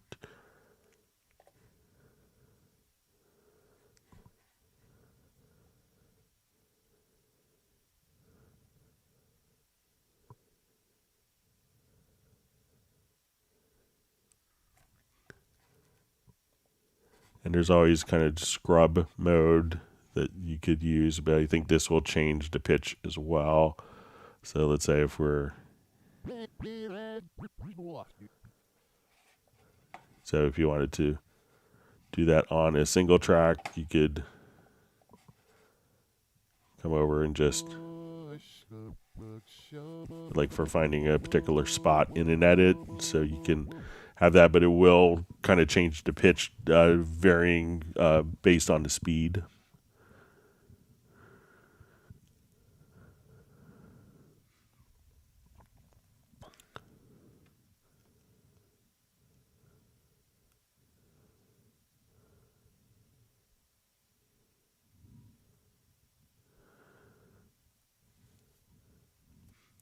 See, Michael Pierce says, and then there was me sitting here wondering how Steinberg could have possibly gotten a license to use DX7 sounds or arrange for import. Oh dear, brain, do wake up. So, yeah, it just shows you the successful branding of Steinberg and Yamaha that, we still have people almost 18 years later don't know that Steinberg is part of Yamaha. So, and people don't realize that Ampeg and Bosendorfer and Line 6 and other companies are also in the Yamaha family. And now Guild and Cordoba guitars. All right, wonderful to see Stefan from Sweden on.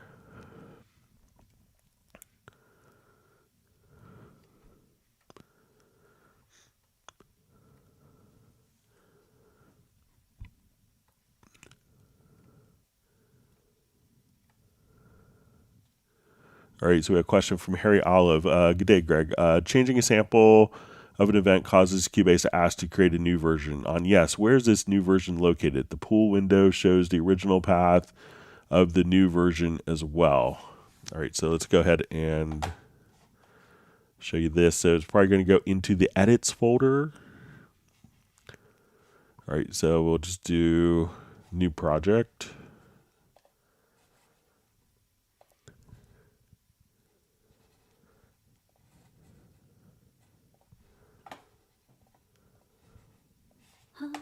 But I got it wrong.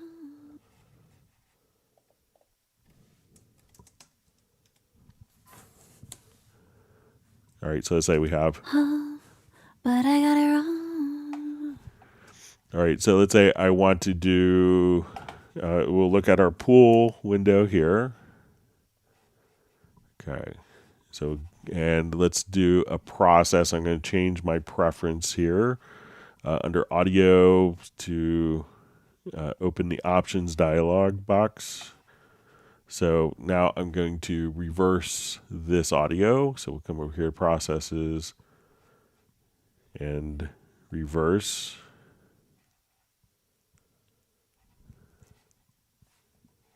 But I got. All right, just try it again. All right, so now we listen to it here, and we see that this will be. All right, I get up. All right, so we look at our pool window again. So where this file goes is wherever our particular. So I will come over, and it's going to go into the edits folder. So when we come.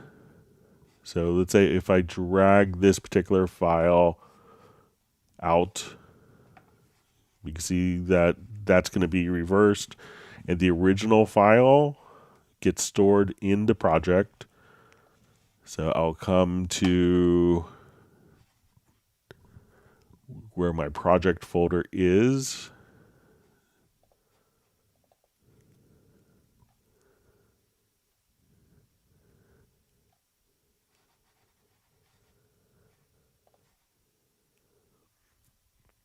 All right, and I think it's going to be under.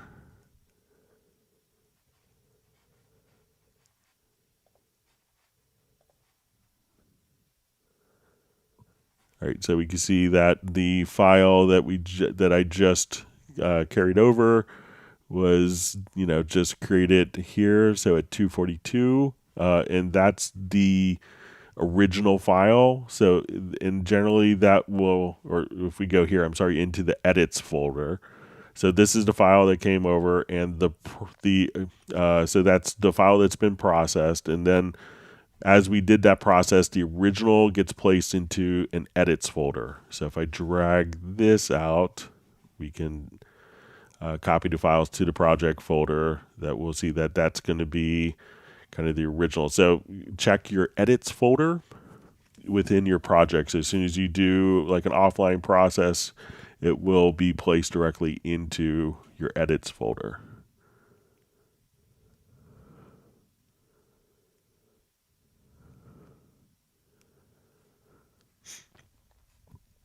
All right, and we have a question from Harry. Is there a global preference option to prevent Cubase from modifying samples in the original library? So each drag sample from MediaBay should be a copy in the project folder. So if you just go to Preferences, and let's go to Editing to Audio, you can say on Import Audio Files, you could just say copy all files to the project folder. So you could just use these settings or have it prompt you to open that. But if you just have that set, this preference, again, on import audio files, you can say use settings and copy all files to the project folder. So then as soon as you drag a file over, it will then automatically get copied directly into the project folder for you without you having to worry about it.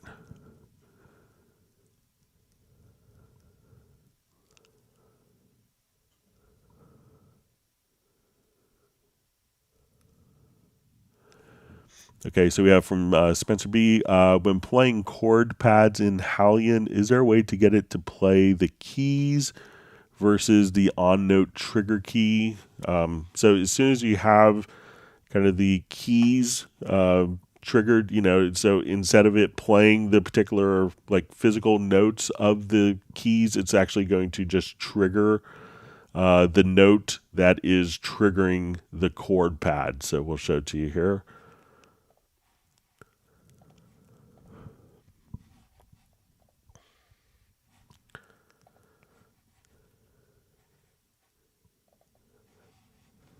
All right, so now we will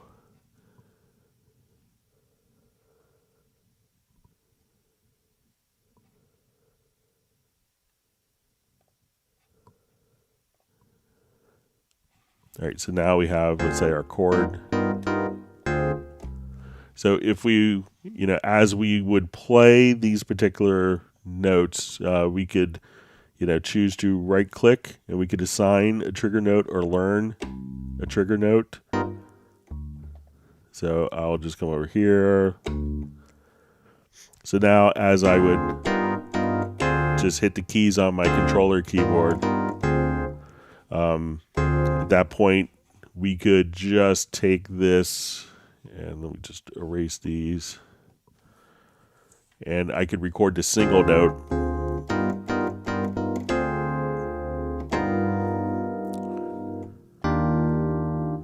So, and what we're recording is that note that's triggering the individual pads, but that's really kind of the intention of how it works. I think that we could also just drag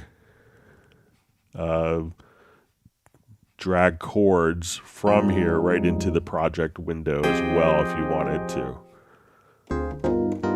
But it's intended to record the single note that triggers the chord pad, and then the chord pad itself could be dragged into the project window.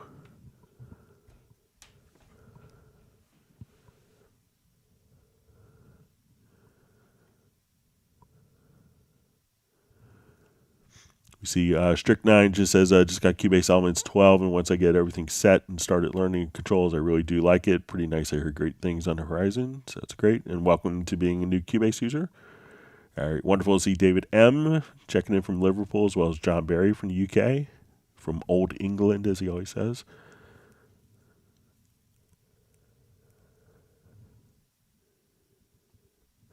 All right, so we see Greg had purchased Cubase 12 Pro upgrade, and it's showing up in my download assistant. I've hit install again, but when I click Cubase icon on my desktop, it takes me to Artist and not Pro.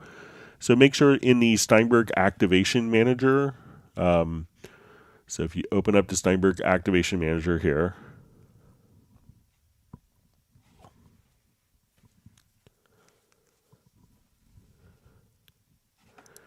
so make sure that you have like your Cubase Pro 12 activated.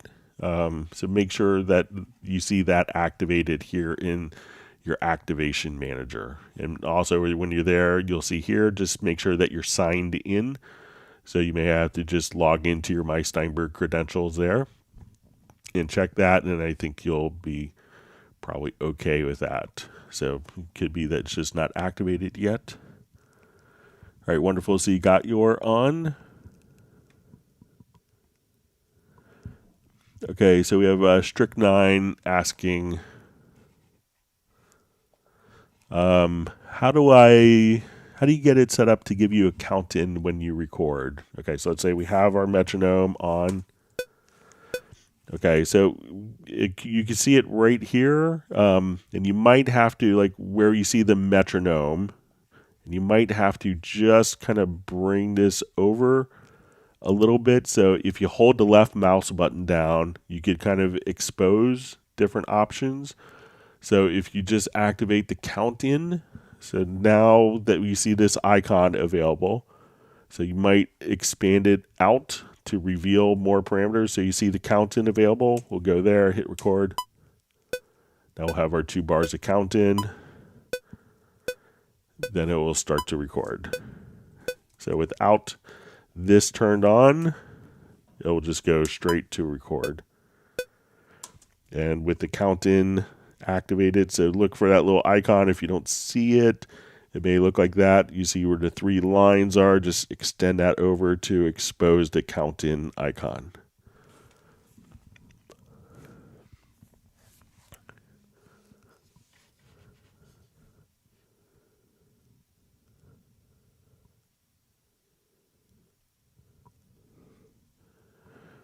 All right, we see Michael Teams just giving out virtual ice cream for everyone.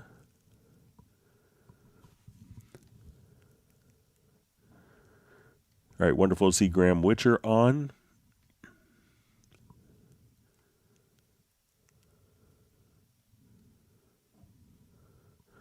All right, so we have a question. Why it takes time after I switch the samples in Media Bay? It is play, then I switch to another sample, and after a second or two, play the next sample. Thanks. So if it's an audio file, we can just audition very quickly. So, say if we have, we could just audition very fast. Now, if it is a virtual instrument, so let's say we're auditioning sounds that are for virtual instruments, and I wanted to go to Halligan Sonic, and now I wanted to, let's say, go to Amped Electra, and these are samples that are larger, so I could come over here, preview, but realize that in the background when I go to a different sound, it may have to load different presets. So if I just say, okay, let's preview this, that it may just have to take time to load different presets. So depending on, if it's different samples, so if I'm dealing with like, maybe an orchestral thing that we were previewing, that at this point it may take time for the particular sounds to load. So let me just not have that. So, now that we want to, we'll say we can load up an instrument. So now when we have, so when you go to preview, if it's an instrument, it may have to load up lots of different samples, and that could take a second or two. But audio should be pretty straightforward, so that it should be pretty instantaneous with that.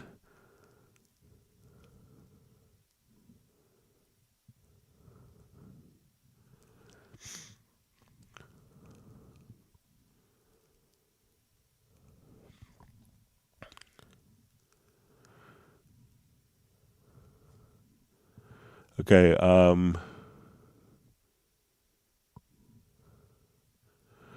So you see, Got Yours says, I took a deep dive into Atmos and Cubase in the last 2 days. Amazing what you can do. By having a great control room set up in Cubase, you can avoid buying hardware most need to buy to do Atmos. So it's great. All right. So we see from Jay from Secret Studios. Great to see you on. We missed you last couple weeks. Hi, Greg. When clicking on an audio event, is there a setting in preferences which allows the event to automatically stretch to the width of the editor to save optimized time lost in zooming? So let me just jump to something with a lot of different sized audio.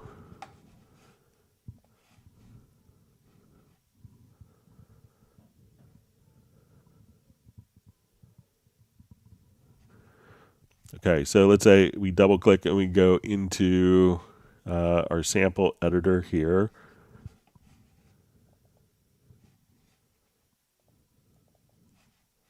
Oh, let me just move the extension.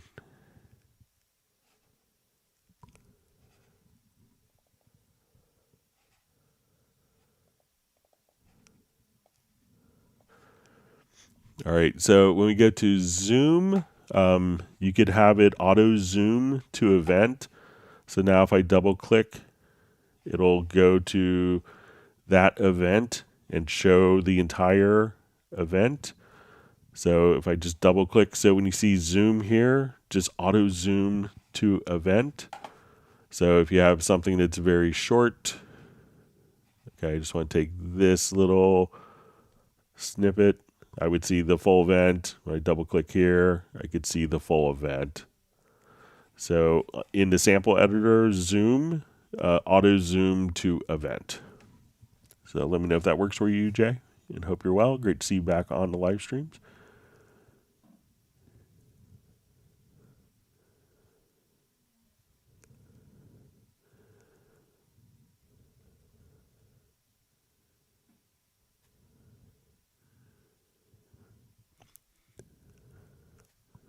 Okay, so we see Parabot 2 just activated his Cubase 12 Pro and the activation manager. He's all done. Thanks. That's great. Enjoy your update. And glad that you probably took advantage of the promotion to do that.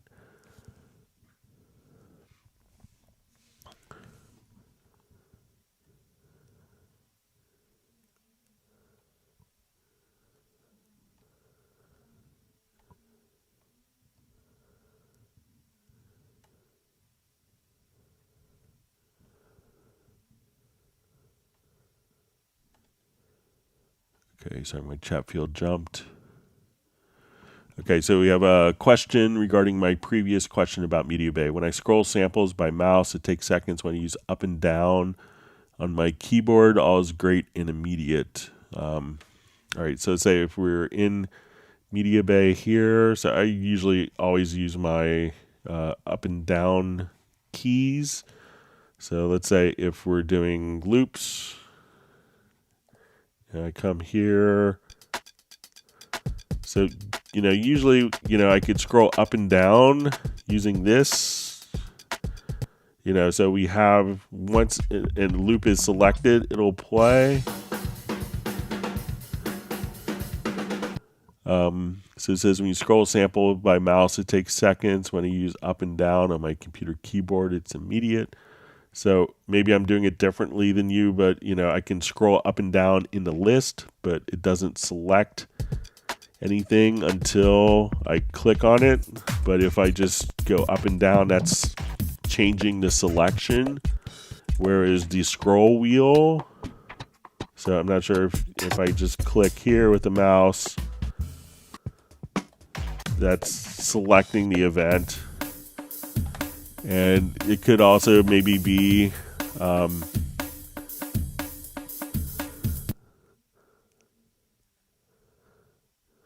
check to make sure like I have these two settings, but there's also wait for project play.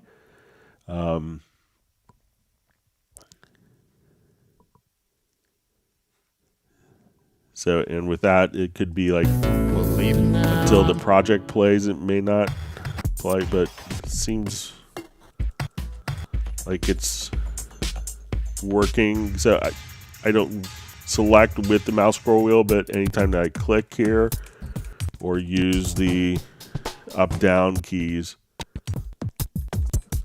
I can just audition my different loops quite easily. So let me know if I'm doing something differently. All right. So question, if I upgrade my 11 Pro to 12 Pro, can I ditch the dongle right away? So there may be one or two older, accessory programs. The vast majority of programs are now on the Steinberg licensing. There may be an older plugin or two or third-party plugins that may require it, but all of your included licenses with Cubase don't require the USB-E licenser anymore. I would recommend holding on to it, but you could run without the USB-E licenser connected to your system. So in essence, yes.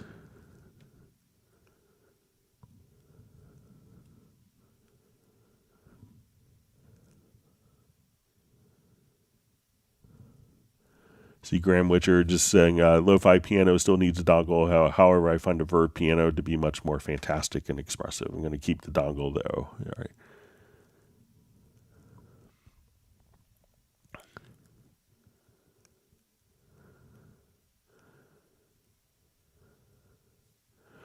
All right, so we have a question from Junior Rivero. Hi, all. How can you add or delete a slice in the sampler track in slice mode? Okay, so let's say. Okay, so I'll create a sampler track of this. We'll come over here. Let's add our slice. Turn it on. All right, so I think once we're here, if we hold down Alt or Option, let me just take a look. So if I wanted to add a slice, we could just hold down Alt or Option. And I think to get rid of a slice, let me just, I think it's a modifier key as well. So that could be added, Alt to added, and Alt or Option and clicking on the slice can remove it. So just Alt or Option and clicking to add, and if you want to remove a particular slice, just click on it again with the Alt or Option at the top of like the little triangle, the node head, or on the marker itself. So just Alt or Option, and that will do it.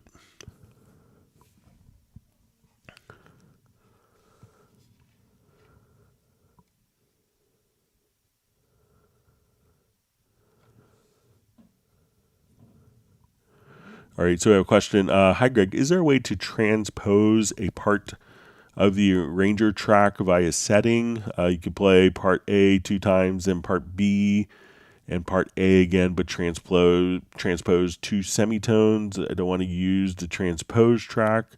So when we have the arranger track, that's just gonna be dealing with with the arrangements, but not necessarily doing kind of alterations of it. If we add, let's say if we add our arranger track here. See if I have one already. Okay, so we'll add an arranger track here. So let's say I I want to take this, and let's say I wanted to transpose this section. I can do two different ones that are the same length. So if I say, okay, I wanted this to be A, and then we'll go B, B, and then the ones I wanted transposed for like the repetition of it, I say let's do C, C. And now when I go to flatten the chain, at that point we could choose to, okay, where we had, our repetition here, we could choose to, transpose those particular events. But the arranger track is just going to be dealing with, setting up the different song structure, and is not going to handle transpositions directly from the arranger track. But once you have it flattened out, you could do it easily enough if you need to. So it's the arranger track's not really intended to, do transpositions. So. All right, so we see Michael Pierce wants a Steinberg quad bike. So it might be better Yamaha to handle that one. But maybe we'll get a boat engine, something like that. I remember I was on my honeymoon and we were on a private island. And we took a boat out in Belize for like 20 minutes. And then on our way back, trying to get to the airport in time, our Yamaha motor broke. But they got us back, So made me proud to be a Yamaha employee. It's like, oh, great, I'm stranded in the Caribbean Ocean with my Yamaha motor on our boat. But the guys got it working. But Yamaha makes a lot of stuff. All right, wonderful to see Tim Weinheimer from Mission Viejo. So glad you can make it. All right, so he says, I'm currently using Cubase version 1.07. 2004. I don't blame you for laughing. Will my projects open up in a current version? Thank you in advance for your help. So yeah, they will actually. It's the same project format, so it's a .cpr file, and those projects will open up. Some of, maybe not all of the plugins, because that was really before 64-bit plugins, but all of the projects will open. You may have to reassign some sounds. Most of the plugins that were with that version are still in and will be replaced with the more contemporary versions of those plugins. But yeah, your projects will still open. And that came out in 2002, 2001.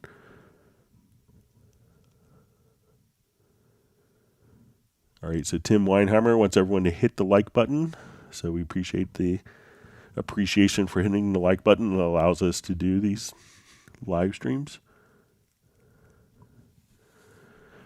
All right, so Mark Chiambo says, thank you, Greg, for explaining the shuttle play. Could you kindly show it on Wavelab? I could consider this. I do a lot of audiobook editing.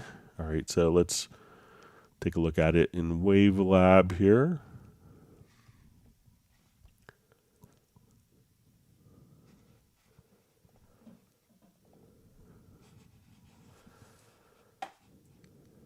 All right, so let's say,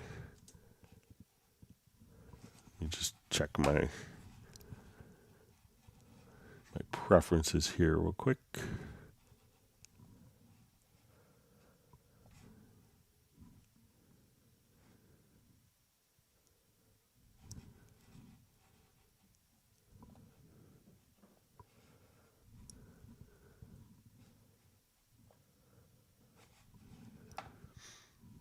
All right, let me just see if I get it going out of my audio interface without it freaking out for sample rates.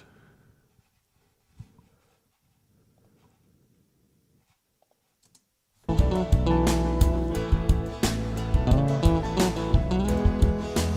right, it's one of those features that's moved in the program several times, but let me just see if we come. I think it's going to be maybe right here. So let's say we do playback speed. So let's say we'll speed up. And here we could skip silences. We could speed up like 1.5%. So if we're just doing this, we can now, I'll just load in just a quick So Scott Dixon joining us now, and this is I said I explained for Sports Center. So let's say this is our after you won the normal race in the championship. And I asked you a playback question speed. then that you weren't Like ready you say, to answer, but I'm going to ask you now. And we've had a little while, which is and I you look could at edit this the list playback of speed. So say, all-time okay, I want this to be open wheel 200%. champions, and you've moved from that group of 3, which was an unbelievable, into that group of 4-time champions. It's Mario Andretti, Sebastian Bourdais. So once The it's only turned person off, above you on then that you list can now is just AJ say, with 7. And so I questioned Victor Lane, and you said it's a little too soon to think about that. Have you had a chance to think about the history that you laid down on Sunday at Sonoma? Yeah, it's still a tough one, right? Like, it's for one, I don't have to talk about once that's myself turned too much, off. but, I feel very privileged to be, able to call myself a Verizon IndyCar driver, to do what I love. It's not too many people get to do this in their lifetime, and. So you just, once you're in Wave Lab, you could just kind of scroll over to the right, and then you could expand the transport bar, and then you could just adjust the different playback speeds there. So it's a really great tool for editing books and spoken word, stuff like that. So let me know if that's helpful for you.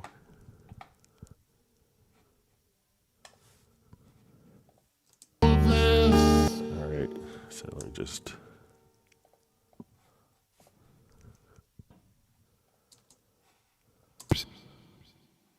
I'm married with kids. All right, so we're back at our rate sample rate.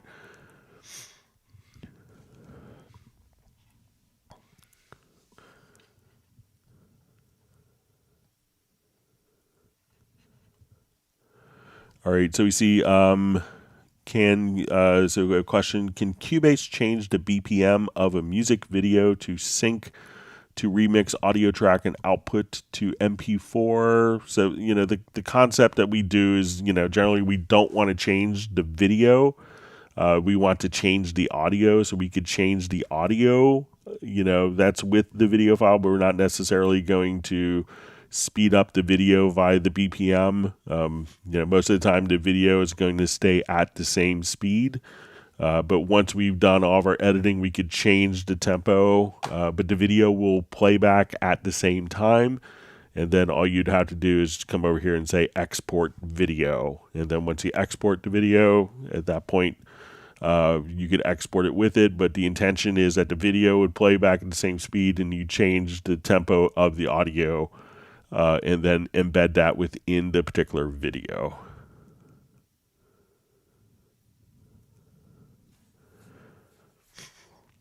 So we see in the sampler track, can you assign a slice to a specific key on the keyboard? So when we do the sampler track, it's going to actually, and we do our slices here, it's going to assign it chromatically. If you wanted to change the particular key assignments, what you could do is click on the 3 arrows here, and you could transfer to Groove Agent SE. And then once you're in Groove Agent SE, we could see all the different key assignments here. And all you have to do is click on the Use Hardware Controller Mapping, and then we could just assign a different, we could just say trigger note, and we could assign any trigger note that we want. You could also just drag and drop samples. So if we don't have any kits, you don't have to, if you don't want to start with Groove Agent, if you don't want to start with the sampler track, you could take this sample, drag it onto a pad, and do your slices directly inside a Groove Agent, and then reassign after hitting the hardware mapping, and then reassign directly there. So the sampler track doesn't do it. It's intended to be kind of chromatic, but if you want it more flexibility, you could just do it inside a Groove Agent SE. And if you started in the sampler track, it's like, oh, now I really wanted to do this, then just take that sample and promote it to Groove Agent, and then you'll be all set. All right. Wonderful to see Gerald Ely from Martinez, California. Thanks for being on.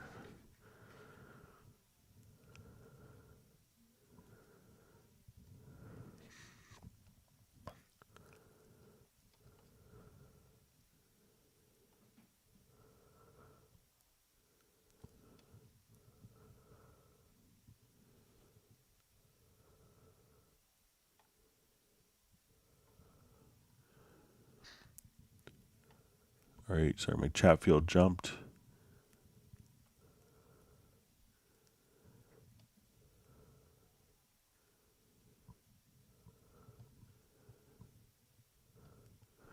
All right, so we see a question. Hi, Greg. When I'm working with recorded audio clips, sometimes there are multiple takes on top of each other. It seems that recently when I select audio clip on top, it selects the bits below it. Is that a setting? I'm sure it used to be just select the top layer. So if you have audio files that are kind of stacked on top of each other, there's a couple things to be aware of. So let me just open up a file just to show it.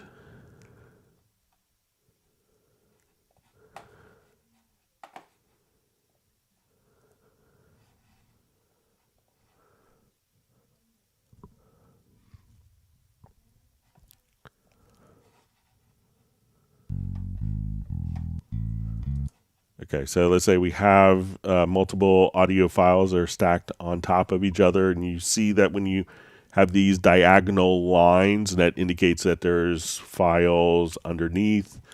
So if you go to the bottom center, we could. So just by clicking on it, it should maintain and play the same files. Now, where it could get thrown off if you click on it in the bottom. Here you could switch between the different recordings.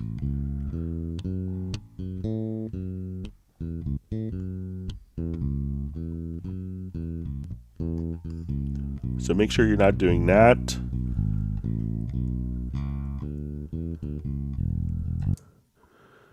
So it says sometimes there are multiple clips. It seems that recently when I select audio clip on top, it also selects the bits below it. Is there a setting? So, make sure that, it should, so if it's, directly on top, it should only be kind of one active part. If it's set up where you see the lanes, if the lanes are visible, you could switch what is the part here. So these are different lanes of that particular recording. So if I come, we could switch between the different takes here. But if the lanes aren't visible, and if you go to the bottom center, that's where you could switch. But you should only hear one particular element at a time. So let me know if that makes sense for what you're doing or if I'm misunderstanding.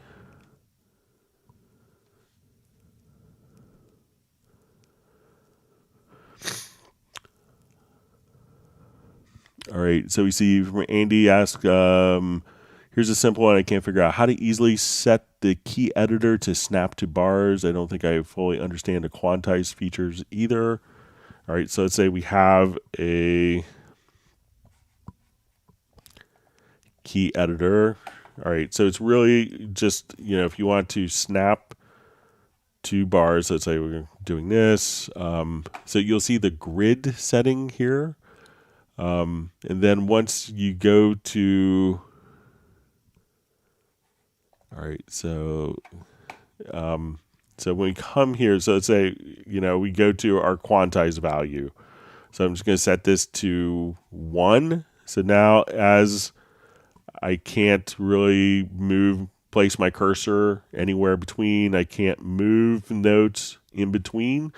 So if my quantize value, and then we could turn this on by hitting the letter J to enable snap. So if J is turned off, I could place this freely anywhere that I want. If J is turned on and my quantize value is set to quarter note, as I move it, it'll snap to the nearest quarter. If this is set to, or to the nearest measure, if this is set to quarter note as opposed to a whole note, it'll snap directly to the latest measure. So it's really, and if we say, okay, let's do this as 16th notes, so now it's only going to snap to 16th notes, or 8th note triplets. We'll say quarter note triplets, and now it's only going to snap to the quarter note triplets. So it's really kind of a combination of J to turn snap on and off. and to set your quantize value to whatever position that you want to snap to be the resolution for the grid that you want snap to be turned on for.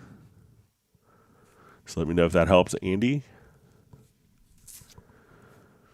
All right, so we see Sable Winters on. She's like number 87. Wonderful to see you, Sable. Hope you're doing well. Look forward to seeing you on the Zoom meetup on Tuesday.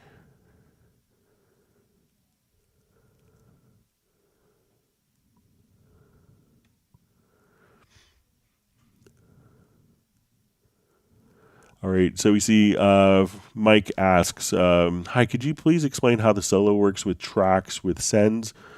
Sometimes I use solo. It activates others connected to the send. All right, so let's go ahead and just take a look at it. Kind of a simple project here.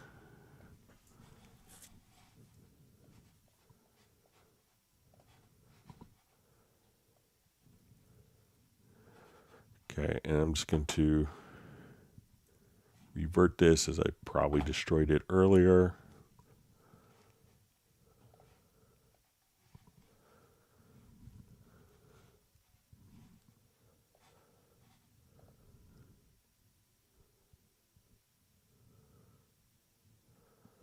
All right, so let's say I want my snare. So I have my kick and snare going into, so I just take these and route them to the same effect send.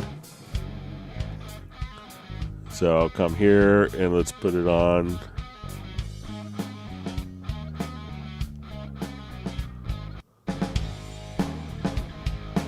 Okay, so now my kick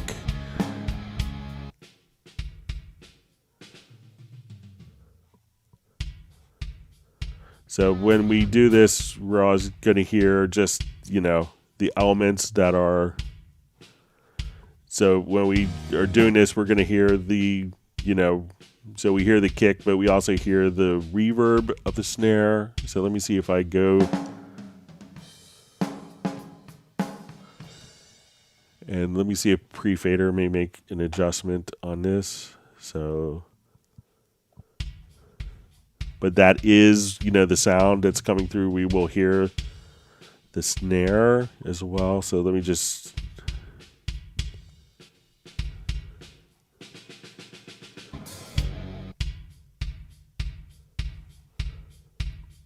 And we'll see our snare.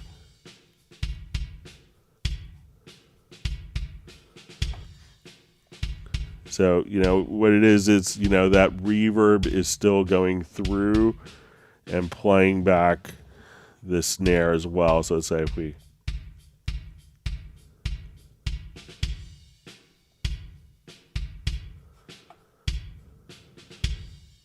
And let me just.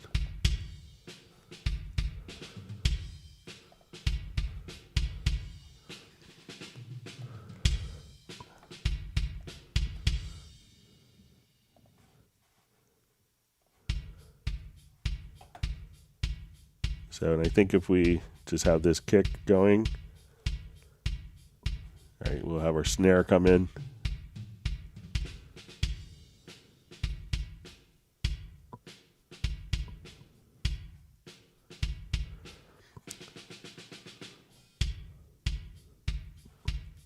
So, and I think that all we're hearing is, so we're not hearing the snare. So if I turn on my snare track and send it to the reverb,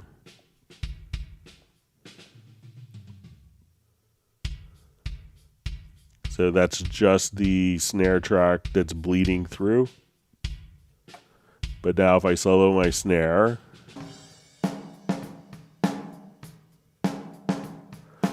so these are just the tracks that are bleeding through. So let's say if I turn off my effects channel, so you could hear like the kick going through just on the snare track, and if I turn on the So if I turn 1 off, so we hear the tracks are bleeding through, coming, but just because they're sharing the same auxiliary send, they're not coming through. So let me know if that makes sense.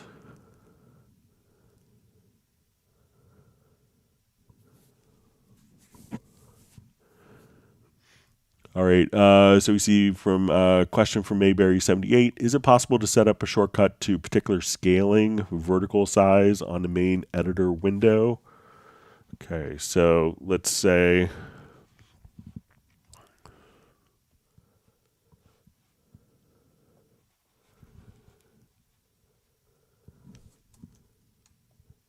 all right, so let's say if we have a number of tracks here, let me just,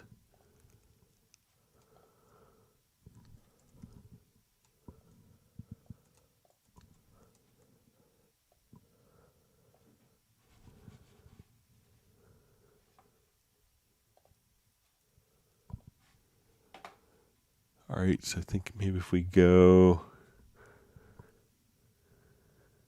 so that's our horizontal.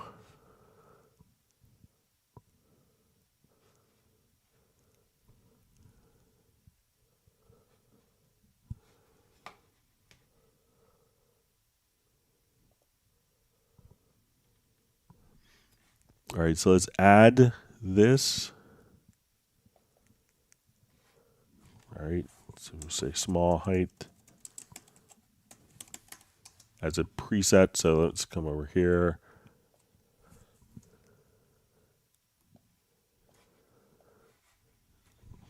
All right, so we'll just click right in this little drop down list. No, it's just the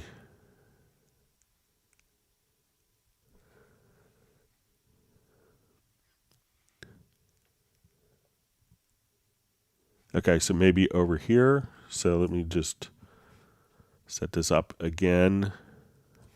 So just directly above here is a little drop down. So let me,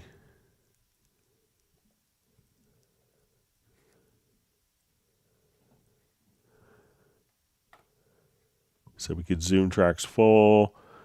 So there are some settings here. So say, okay, I want to zoom 4 tracks. I want to zoom 8 tracks, but it may not look. Let me just.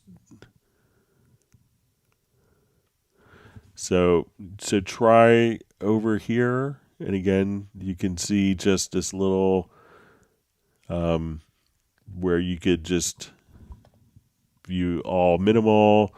So there are some different settings. It doesn't look like there's user settings, but let me just check under edit to zoom.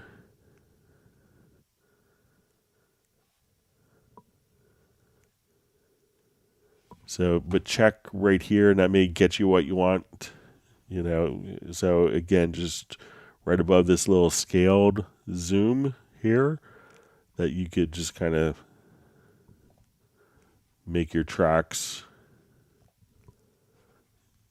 zoom vertically and have different settings for that. That may get you close to where you are.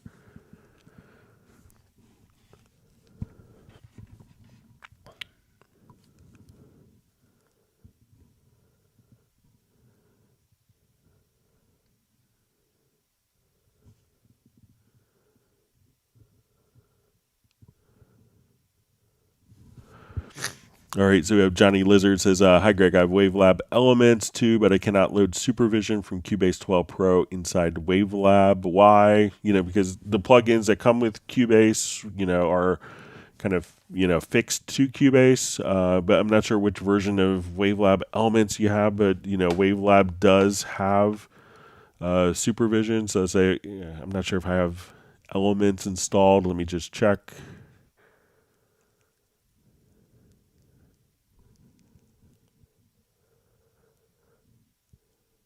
I don't have Wavelab Elements installed, but I know that Wavelab Pro does have Supervision.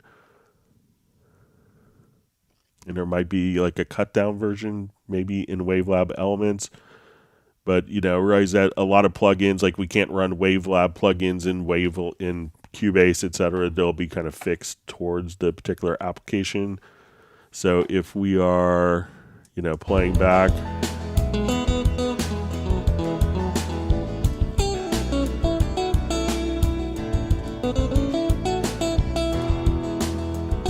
so if we just come over here, you could have your Supervision plugin.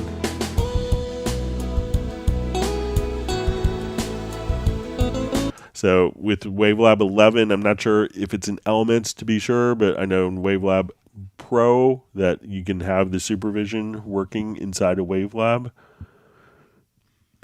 And see, one more question. Is there a way to see the LUFS and the loudness meter inside of Wavelab Elements? So if you just, and again, I don't have the particular, so we could see your LUFS here. But you could also just try going to Analyze and then just do a global analysis.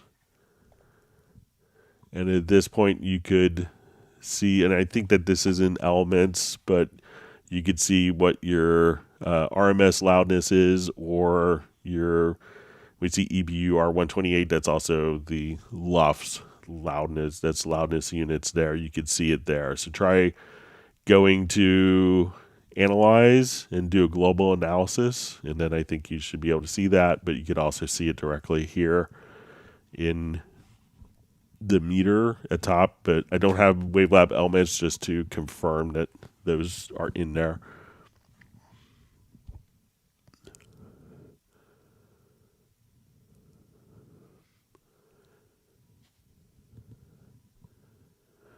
All right, so Michael Teams wants people to smash the like button. So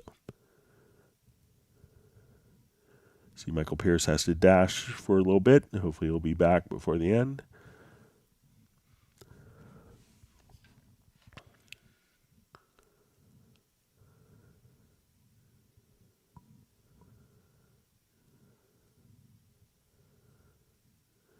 All right, so John Barry just says, anyone know, do you have to pay for Zoom? Cheers. So you have to kind of, if you host a meeting that's beyond 40 minutes, you have to pay for Zoom. So, Yamaha is kind enough to provide a Zoom license for me so that we could do the Zoom meetups. So you don't have to pay to attend a Zoom meeting. I have to pay to host a Zoom meeting over 40 minutes long, I think. But yeah, so no cost to attend a Zoom meeting. You don't need a license. I think you can do it from a web browser or just from the download the Zoom app.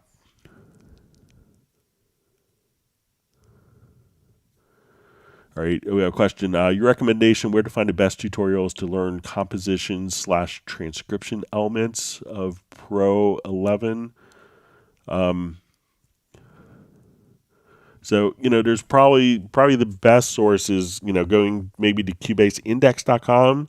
If you wanted to, it could be a pretty broad topic, but if there's like particular, there's stuff we could do for, I wanted to take, my bass part and, as audio, or if it's MIDI, it could be different considerations, but, if we wanted to get an idea for transcription purposes of a bass part, we could come over here and look at it and convert this into MIDI data, so we could kind of get an exact idea of what's going on musically within kind of monophonic parts.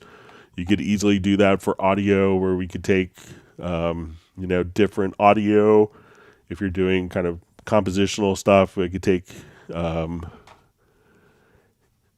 like chords from, so let me just, even if I wanted to take a song,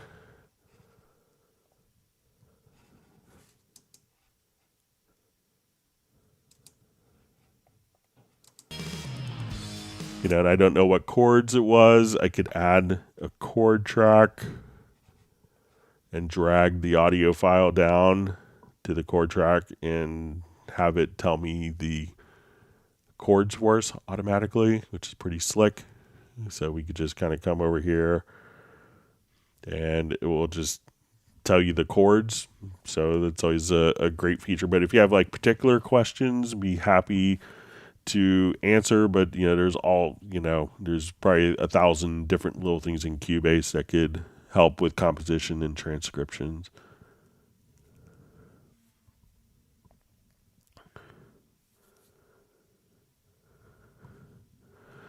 All right, so we see Spencer B says, I have a system that gets stuck when loading. Seems the 2.0 plugin manager is where it stops. I've tried removing all 2.0 plugins, yet it still fails to load. Any ideas on a Mac? So as you start up, realize that if you're on a Mac, if there's any 32-bit plugins, that could be causing problems. But what I would do is, as you start the program, hold down Alt, or on the Mac, Command, Option, plus Shift.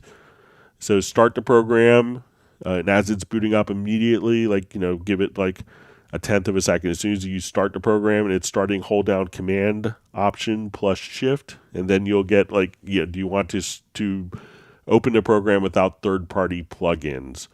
And then you could do that and see if the program opens. And then maybe you could see what plugins are kind of causing problems, but that should allow you to open the program without any VST2 plugins, and you can see if it opens that way.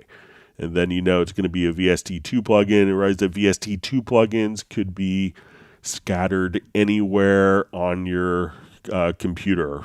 So anywhere in your operating, they could be installed into any folder. So it may not be as obvious to find a 2.0 plugin that's in the subfolder of a subfolder in a folder that you weren't thinking of, because that's what the company thought was good to do.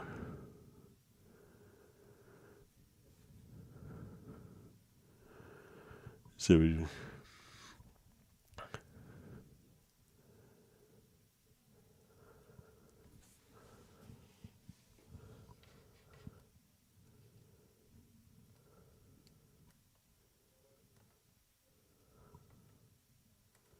all right, sorry, my chat field just jumped. Let me just find my spot.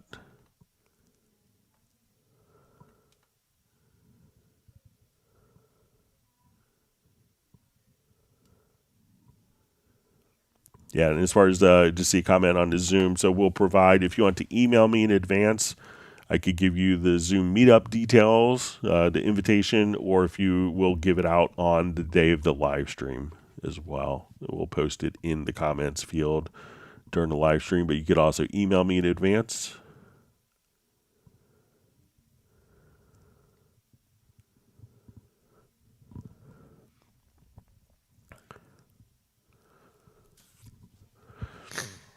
All right, so question from Harry Olive. Did you know a tool to convert all .wav files recursive inside a library to 24.bit? So if you have all of the files selected, if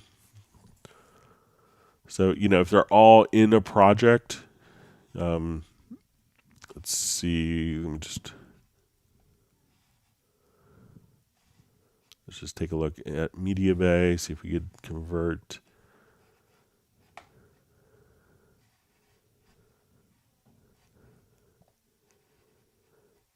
All right, so let me just.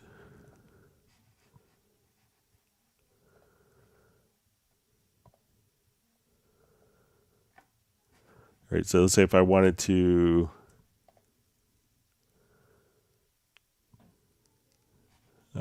So if they're in a project, so if you take all of the files and put them into a project, we can, go to the pool window, and select all of the files. And at that point, you could just choose to convert files. And once you do that, you can say, okay, I want it to be at this sample rate or this bit depth. So you could do that directly inside of the pool. And if you have a tool like Wavelab, you could do batch editor and say I want every file in this particular folder location that's a 16-bit 44.1. I want it to be 24 or 48K. But usually if it's and I see that you mentioned sample library, like inside the library. A lot of times, you can have Cubase by default as the library is dragged in under the preferences on import audio files to convert to the project settings if needed. So you may not have to do it externally. If you just drop it into a project, it could automatically be converted on the fly.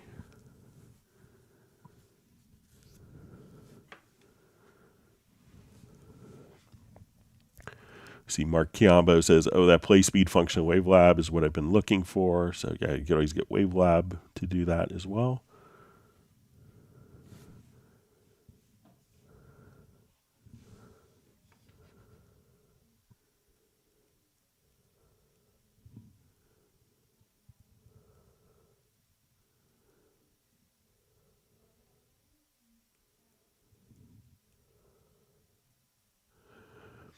All right, so we see from Mayberry78, thanks, Greg, with my question about the stacked up audio parts. So it's meaning that, for instance, if I use a scissors tool, it cuts through all the stacked up audio clips, not just the top layer. All right, so let's take a look at it.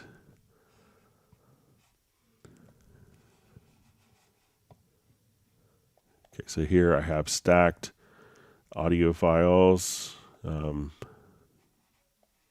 right, so let's move. So, what it's doing is, as we move,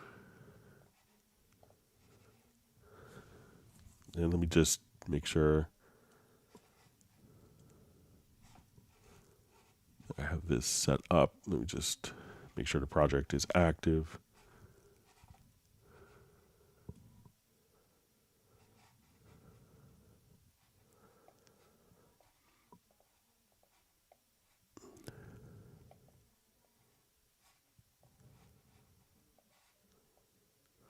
Yeah, because what it is, we can think of these as being events within basically a container. And when we cut the container here, that it is, in essence, we're cutting the container, but not the events. So we could still come over here and slip the underlying event within the container.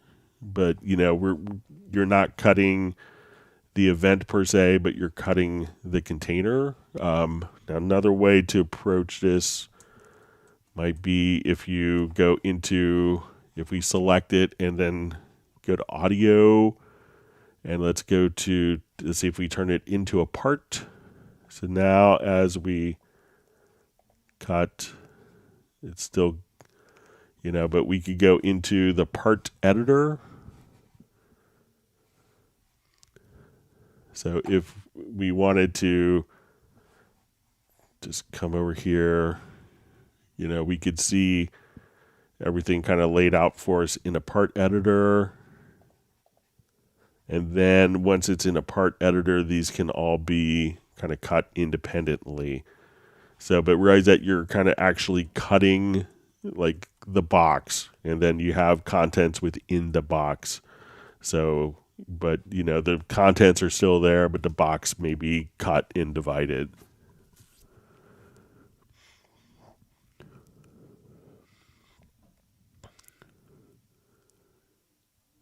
All right, we see woohoo, Nick just got his winner's code. So for his 3-year trivia. So congratulations on that. You've been very successful at paying attention and winning as a result. So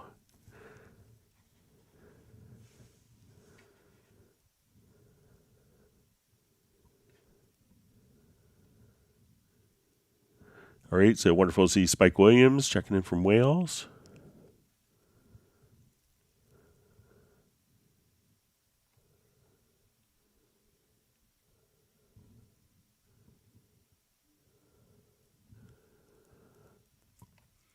Okay, so we see just again about the media bay. If I open it in a full window and click the mouse to sample, it plays. Then to another sample, it doesn't play immediately. When you do it on a keyboard, it plays immediately. All right, so let's check it out in full media bay.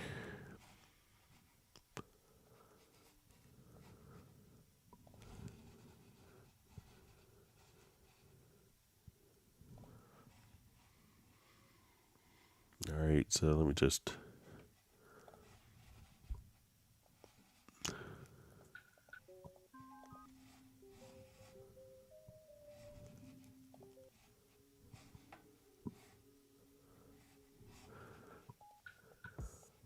All right, so as soon as I am here, it's kind of playing back as expected. And I click on it with my mouse here, so let's say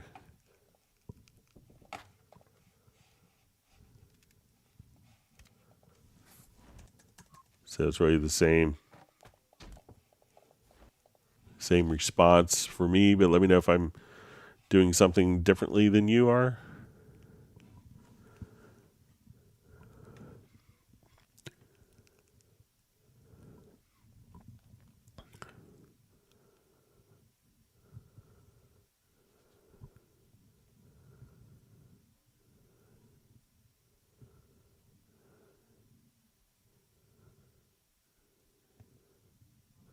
All right, so yeah, so let me know if anyone else has run into that where it's playing Media Bay isn't responding when you click on the mouse versus using the computer keyboard for that. All right, wonderful to see DL White checking in from Dallas area. Or Fort Worth, rather. Close to Dallas. All right.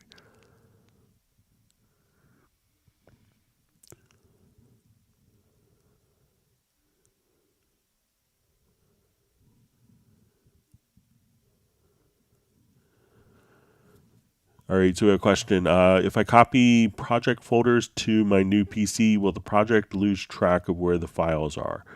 If so, how is the best way to point out the new audio folder location? So when you copy an entire project file over, so let's say, just go to like a new Finder window here. So if you have all of the files in the project, so that's always a good thing to do. So I'll come to my projects folder. All right, so when I go to a particular project, so I could have, just find a good...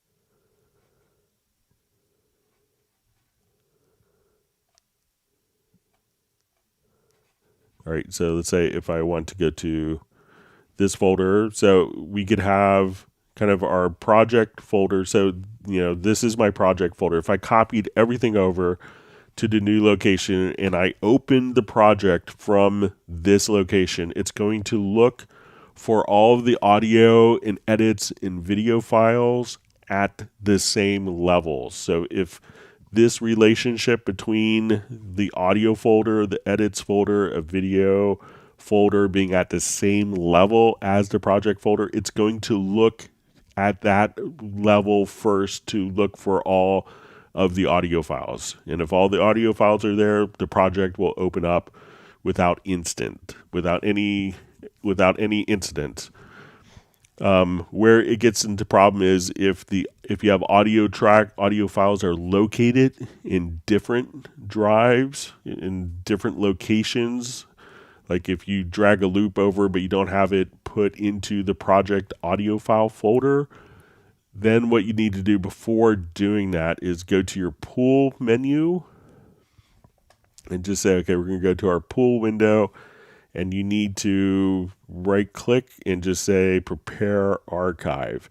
And that will move files that aren't in the project audio folder that are in the project to the project audio folder. So when you save the project again, then everything will automatically be carried over. But if all of your files are within the same folder, copying it over, launching it, and if the project folder is in the same relative position as the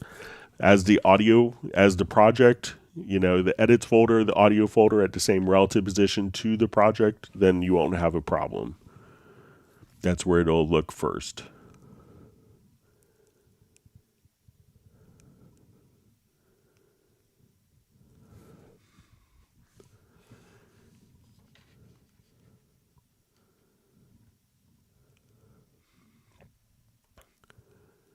All right, we see Sable's been doing okay with the weather, different power outages going on in California.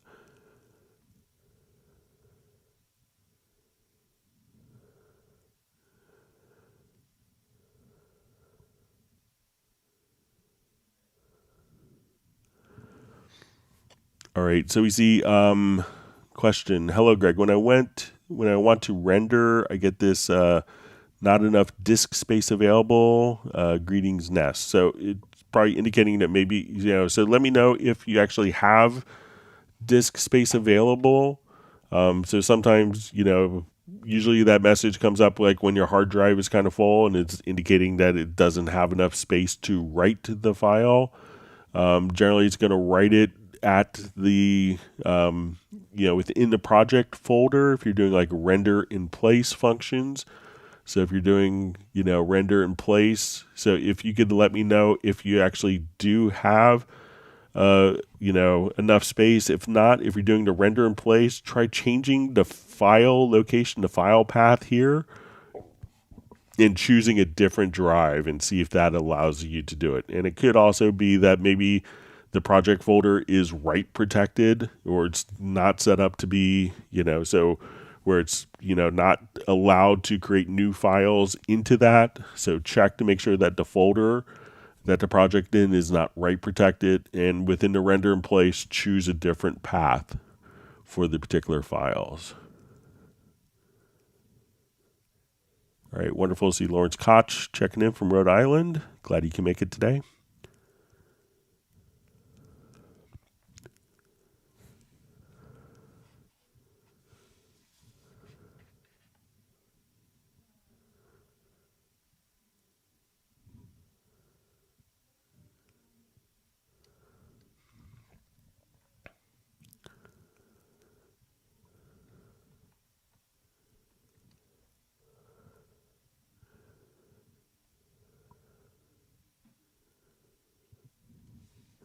All right, so Ziggy Edison just says, hi, Greg, if you're allowed, then please please hit the thumbs up because it helps to the live stream title. It seems really unfair that thousands of people watch them, but only if you hit the thumbs up. So I don't want to push it too much, but I'd rather have thousands of people watch it and 100 thumbs up than 1,000 thumbs up and 100 people watch it. So I'm just happy that people, I'm just happy that people are watching it, and if they hit the thumbs up, that's great. But I don't want to do the hard sell. I'm not trying to get advertising money. We're not monetizing this at all. We just want to offer it as a service, but it gives us a good metric that I could show management that that the live streams. But when we're most live streams get a couple minutes of views, so we get an average this last month an hour and 17 minutes viewed per live stream, which is pretty scary and amazing. So I appreciate everyone participating in the live stream. So okay, all right, we see that Gerald Ely has made it back. That's great. And if you copy notes, Gerald, I won't look. I won't call the principal if you're copying notes from someone else. So, but you have to do it discreetly.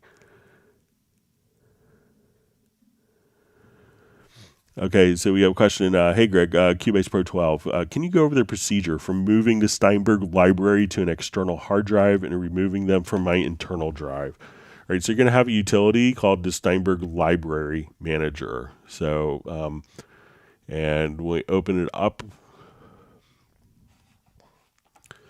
you could set kind of a default path, so that as you go to record, you could just set up a default path, but all you have to do is go through, let's say, okay, I want to go through all my Cubase libraries and just click move and send it to your new location. So you could just do that, and then that will move it from your internal drive, if you have it there, to wherever your external drive, wherever you tell it to go to. And then Cubase will know that and will know where the location is, so all the content is available to use. All right, Michael Team says, catch the Zoom on Tuesday and put faces to all the crazies. So that's great. Yeah, we hope to see more new people on the Zoom. So looking forward to meeting new people there. And I also invited Dom Segalis and Chris Salim, who also do Cubase videos. So I invited those guys to the Zoom meetup. So hopefully they'll be able to make it out.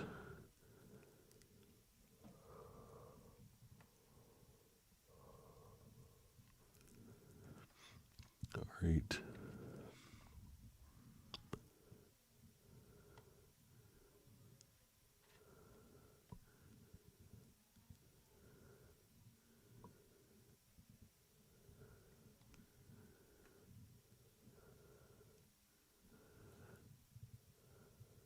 All right, so just see, I think we're almost caught up on time. So just see maybe message in German. Maybe someone's kind enough to translate to English for me. The Du magst gute Sendung über Cubase. I'm sure I totally butchered that pronunciation.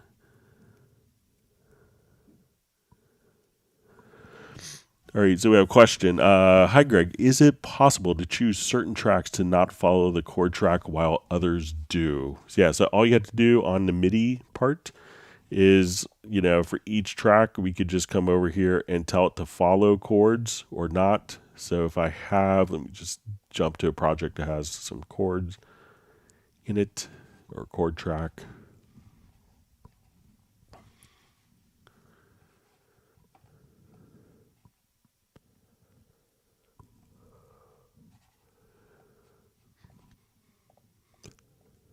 All right, so let's say we have a quick chord track here.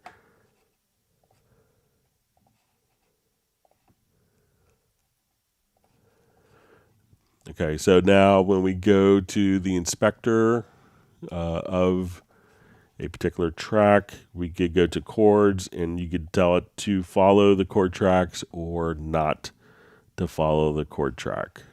So you'll see to follow the chord track here, and you can tell it to follow chords or not to. So that's all you have to do. So that way each track could follow chords and some don't, some do. So if you don't want drums to change the pitches based on that, you could just have the drums not follow the chord track.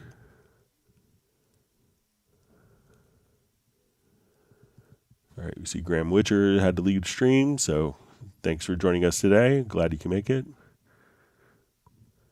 All right, so we see Frank Heckel just saying, Greg, your Club Cubase live stream is always incredibly valuable. I highly appreciate it.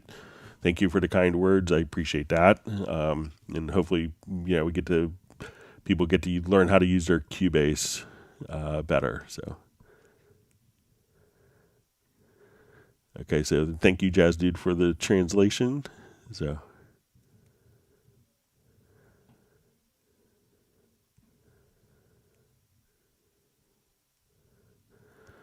Okay, so Ziggy Edison says, isn't there a save option that also consolidates all the project files? So if you wanted to save everything to a new folder, there is the backup project. So if we just come to backup project, here we could say, okay, I need to create a new folder. We'll call it backup. And at that point, it'll ask us, okay, we're going to keep the current project open. We can give it a new name. We could minimize audio file. So if we're only using 5 seconds of a 1 minute recording, we don't have the 55 seconds of unused data. We can make direct offline process permanent. We can remove unused files. We could choose not to back up the video or the mix down. And you could do that. And that's often something I would do just as an archive. But that's another method as well, but that could have your original folder and also have a separate folder that's your backup that's completely independent.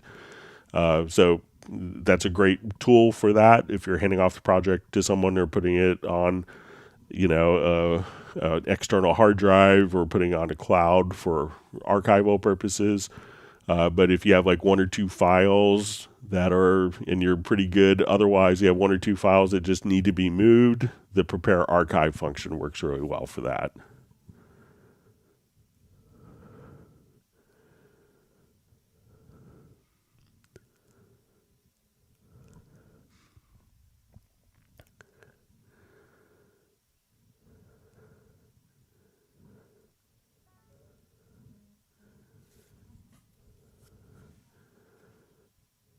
All right, so let's see how we're doing. All right, so I think I'm at the end of questions so far. All right, I know we had a bunch of questions that were mailed in, so let me jump to those. Thanks for all the wonderful questions from everyone. And we see that we're 115 likes. That's wonderful. Thank you so much. And let's go ahead and take a look at some of the questions that were mailed in. All right, so we had a question, how to work with audio regions. Okay, so let's take a look. Just do a new project here.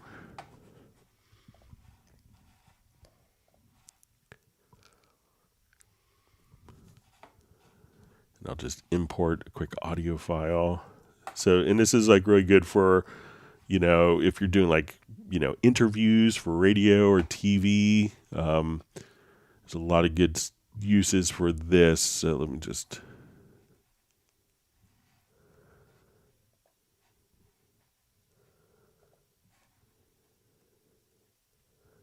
or if we're like, just sketching out different ideas.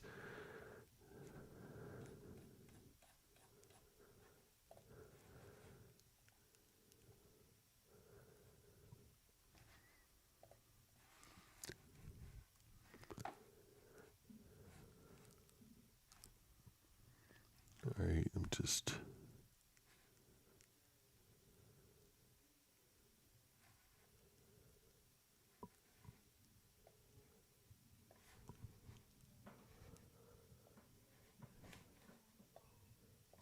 sorry, just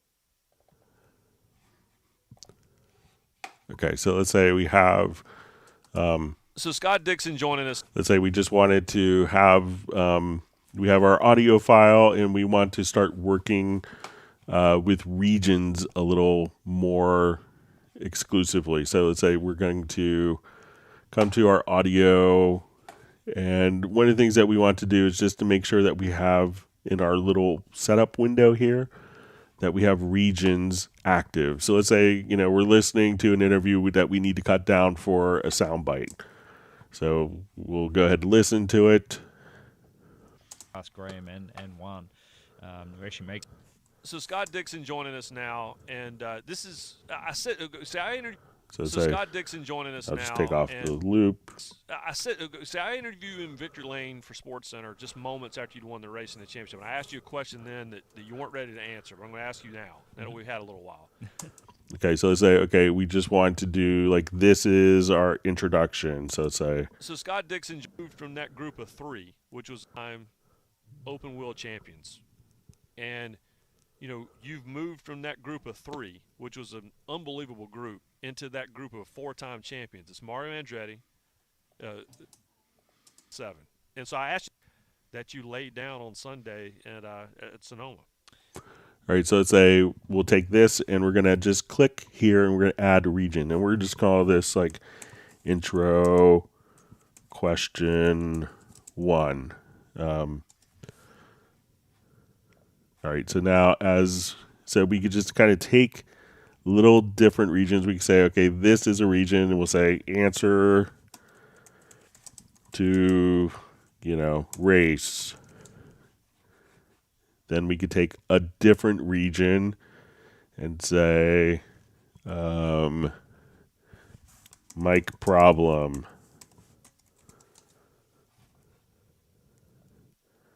All right. Then we could add a region here. How do you feel about race? And let's take then say this is Scotty's answer.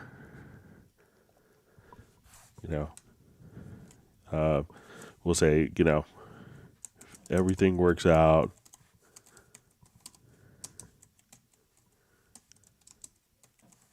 I can win, whatever. So we have one particular audio file, and now what we can do is jump between these defined regions. So when we come here, we could select, and this could be like, maybe someone was just coming up with musical ideas.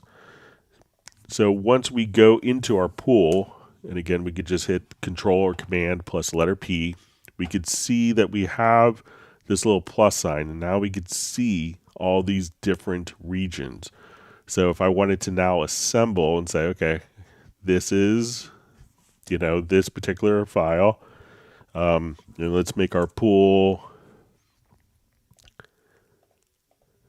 And now I want the answer on a different track.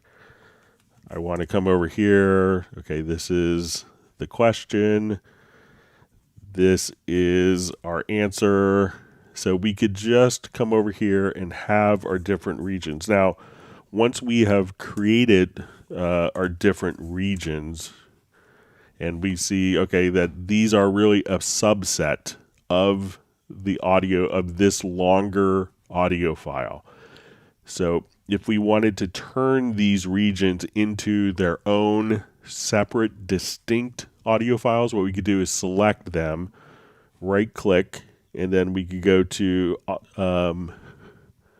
we go to audio, and then we could just choose to bounce selection. Now, when we do a bounce selection, we could give it a particular folder. So let's say, okay, I want this to go into Wavelab audio files, and I'll do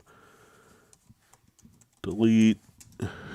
And now all of those files will now be separate, distinct folders that we could just simply drag directly into our project, and they're not a subset or just a smaller portion of the longer original file. So great for doing interviews, great for doing podcasts. Also, if you wanted to work directly, like someone is just trying out, like, they're just kind of brainstorming and coming up with different ideas, and they just put it in record for an hour, and you want to capture like 30 seconds from here, 10 seconds from there, 15 seconds from there of someone noodling to capture those ideas and organize them. You could just define it as regions and then cut out all the nonsensical stuff that you don't want to have access to. So that's how we could set up working with regions. All right, next question. How to get different events to line up to the same groove. Okay, so let's just do a new project again. All right, so let's say whether it's audio or MIDI, it's really going to be kind of the same process. So let's say we want to come over.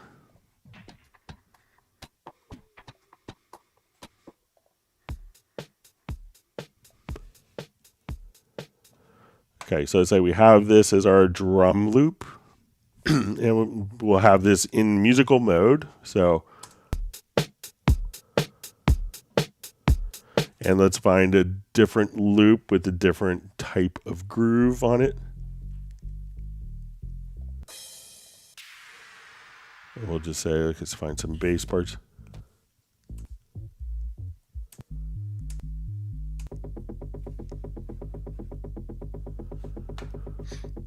Okay, so if we play these together, I said these may sound not the same exact groove. So if I wanted to apply the groove of this to like another MIDI part or to another audio event, all we would have to do is we could double click and go into our audio, and we go to our hit points, and then we'll see this little create, and we want to create a groove. And once we've done that, it now shows up as our quantize preset. So I'm going to take this drum event here. We'll go to our quantize settings, and we could just say, okay, we're going to take this particular groove and up quantize. And if we're doing audio, make sure you have the audio warp turned on. And as we zoom in here, we should see that these will be adjusted slightly to automatically match the different groove. So let's say if I wanted to just do something that was maybe a little more off.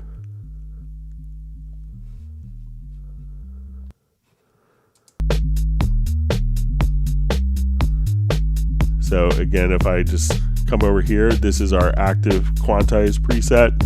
I can just come right over here and quantize. And now you can see that the audio is now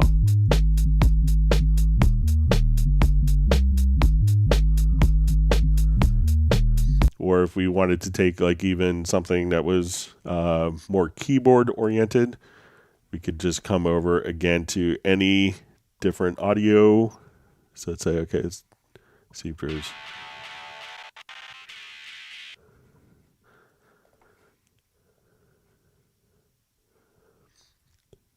So we'll say synth lead. So if that's in there, I can now just, again, quantize. And we could just take this. So again, if we double click and we look at, we'll just see now we quantize, you'll see probably the little warp markers adjust to now match that particular groove. So as we listen to this, we can just have our bass and drums lined up.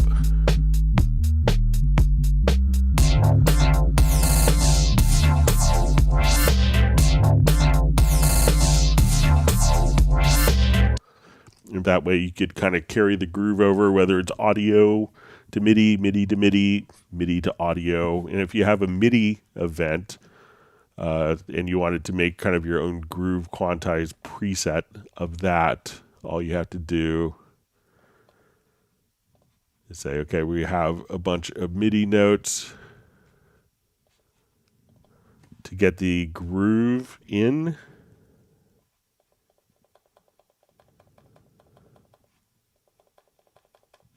All we had to do is drag the groove over, and then that could be our groove preset that we could apply to other tracks.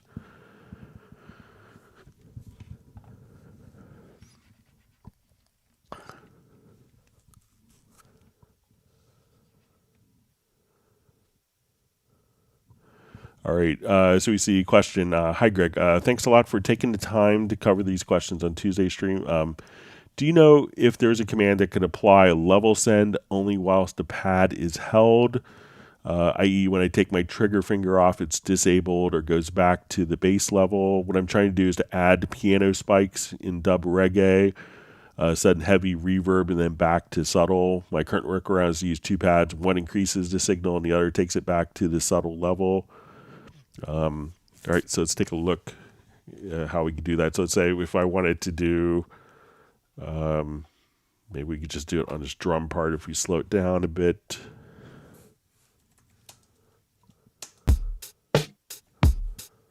All right, so let's say if I want to use my MIDI remote to open up like an effect send, and this is kind of a common kind of reggae dub mix technique. So I'm going to add like a large effects channel. So let's do like a large room works, and we'll just open up kind of a big preset. All right, so let's say.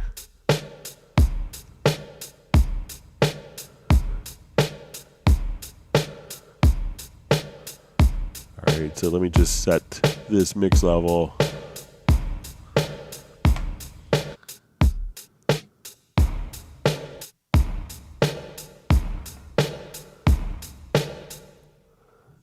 try.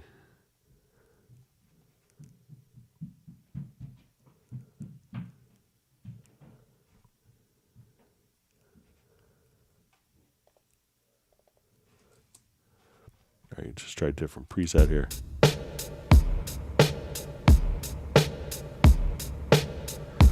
All right, so let's say I just want to bring in that effect send just on that particular channel using kind of the MIDI remote. So what I'm going to do is, let's say as we go to this effect send, so if we just have this on, so we have it dry, and then maybe I just want to have the MIDI remote trigger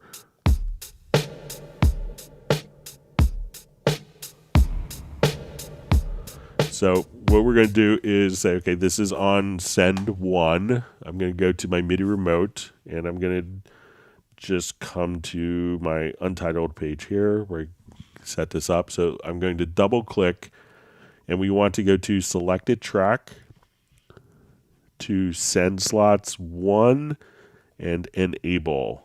So I'm going to double click, close this. So now as soon as I'm on this particular send slot, I could hit that button on the MIDI remote, and that will just turn that send on.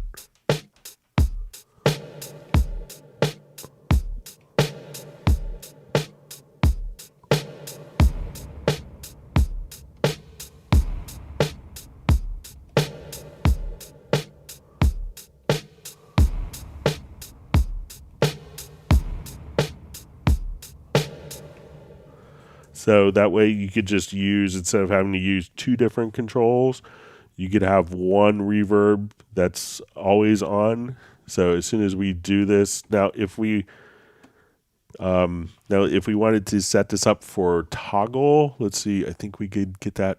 So now we could just choose your different toggle modes. So you could just have it automatically. Let's try putting it in jump mode. So as soon as I now come over here. So if it's in jump mode, I could just hit it, and then it will just, as soon as I release,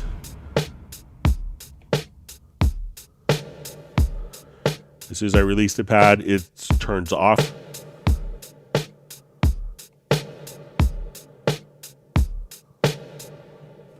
So that way, so once you go to the pad, just double click on it, and then for the value mode, just simply change that to jump, and that way, as soon as you release the key, that will automatically turn it off, so you don't have to turn it on and off by hitting the button twice. All right. So we see, is it possible to rename the label fields, i.e. show custom text rather than send? You'll see. So let's say if we're building our MIDI remote, let's say we're in this mode. As soon as we go to our label field, we'll make this larger. So I will delete this particular function. All right, and so as soon as we click here, I think it's going to still be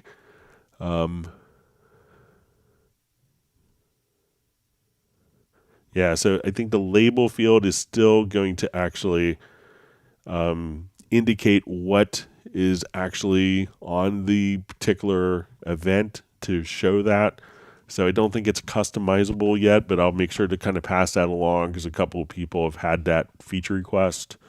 But I think you should be able to kind of get that sorted out as, the first mode of doing that for doing dub reggae stuff. All right, so we had a question about doing micro tuning in Cubase. It says, I'm trying to learn Cubase 12 and I'm finding it somewhat difficult. I had started firstly with computer music, Moosies, and then when I started, and then I went on to MU Tools. And I found these softwares were pretty straightforward. I have my own system that I created for making really weird style music called microtonal music. And I'm trying to do so with Cubase Artist version 12 and Scala. I've made this style of music in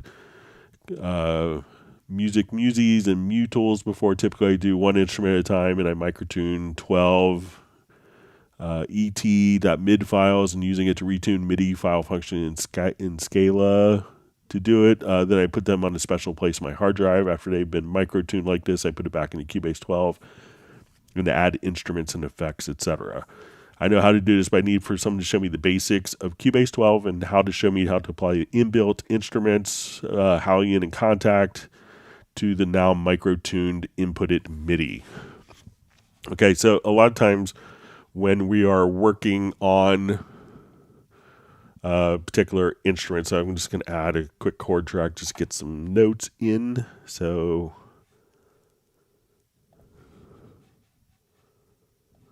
just to give you a sense of what's going on. All right, so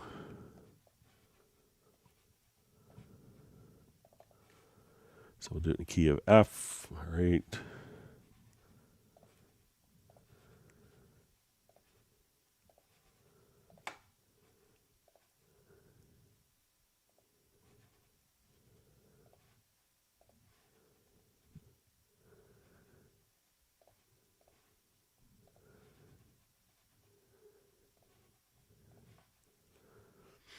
All right, so we have a scale here, and I'm going to just add a quick instrument track.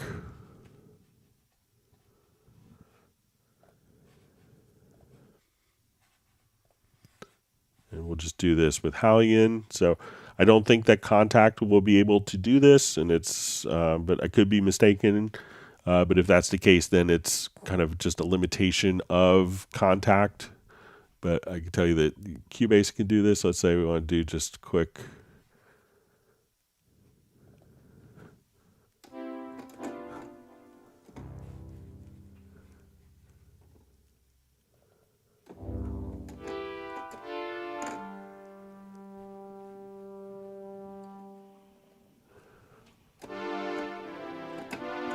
All right, so let's say we're going to just come over here. So to do kind of microtonality in Cubase, so we'll say we'll just play this.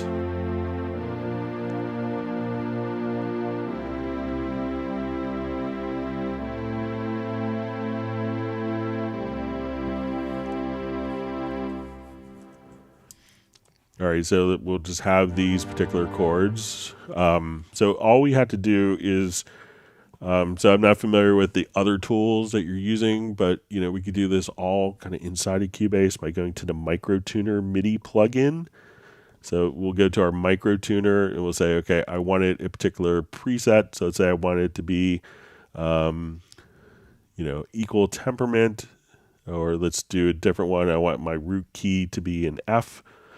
So what this could do is actually each particular tone. So let's say I want my B flats to be really sharp.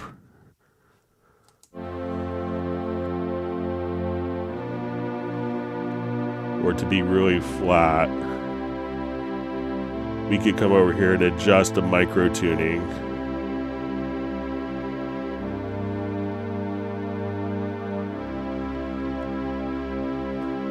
Or if we want this to be pure major with our root key of F, we could have it instead of doing equal temperament.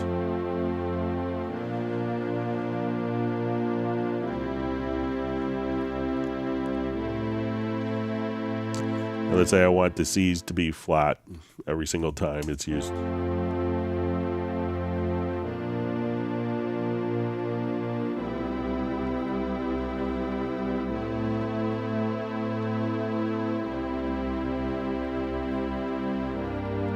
So VST 3.5 instruments have this capability built in. So if you have Pad Shop, Retrolog, Hallian Sonic, Hallian, they're all designed to do this. So you won't have to necessarily go into a different tool. And this is really kind of the basis for MIDI 2.0. And this came out in Cubase 6. It was really kind of the genesis of the thoughts of having independent pitch bend, independent controllers on particular notes. All that is already built into the Steinberg instruments that come with Cubase, such as Hallian Sonic, or Hallian doesn't come with Cubase, but Hallian Sonic does, but it's all still the same playback engine. So you probably don't have to use other tools and import it back into Cubase. You could do it directly inside of Cubase. So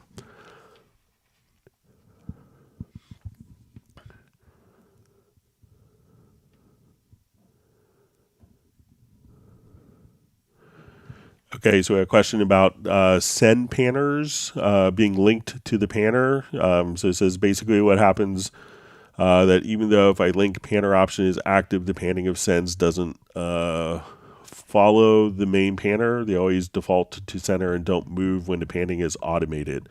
This messes up stereo image of every parallel bus or send effects, obviously. I already reported this, and there are some threads in the Steinberg forum about this issue.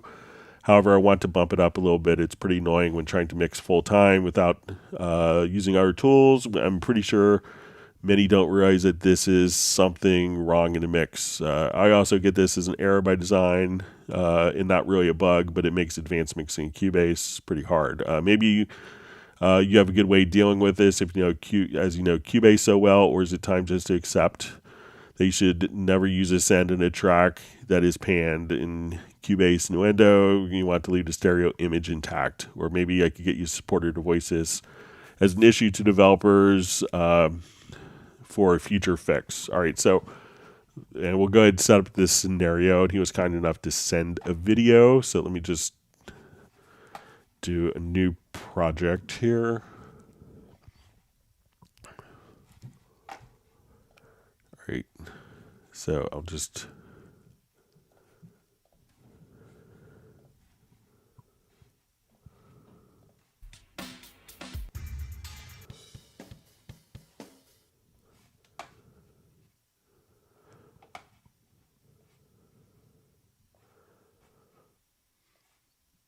okay, so let's say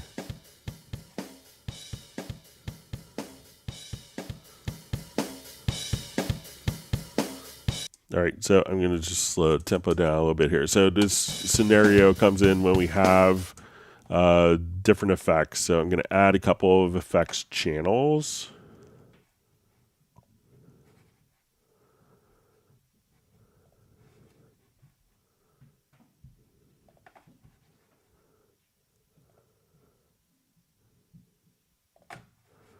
Okay, so let's say we have two effects channels. So now I want to go to this particular track, and we're going to go to one of our effects.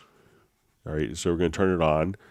All right, so now if I come here, if I pan the track, I may want the panners to pan accordingly. So we could come over here and just choose to link panners so that as we link a particular track, so I'll just put this into a loop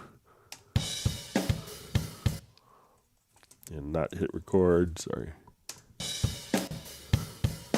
So if I wanted to pan, to have the reverb follow the panning of the project, we could do that. Now, what happens is if we go to add a different track, so the panning is actually following as we move, it's linked to this physical panner.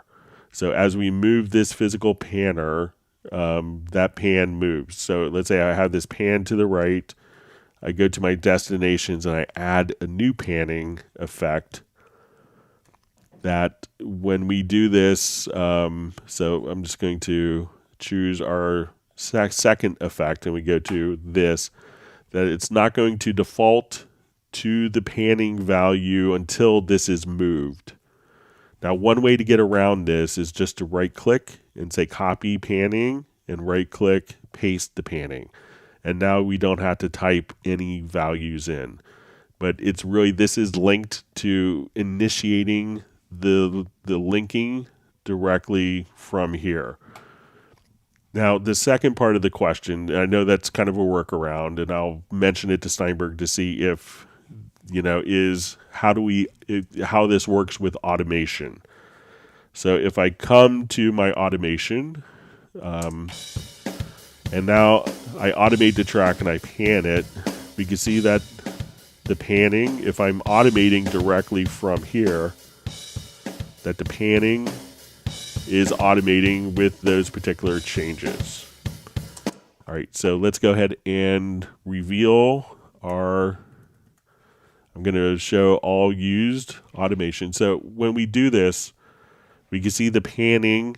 It has written panning in not just for the pan, but it's also written the panning information in for the panning of the effect sends. So, and in his video, what he had done is he just drew in automation here, and then that would pan the particular panner, but it wouldn't carry that panning over because there is existing automation already here. So instead of drawing in panning or drawing in automation is, just to come and just to automate the panner, and then everything will be kind of updated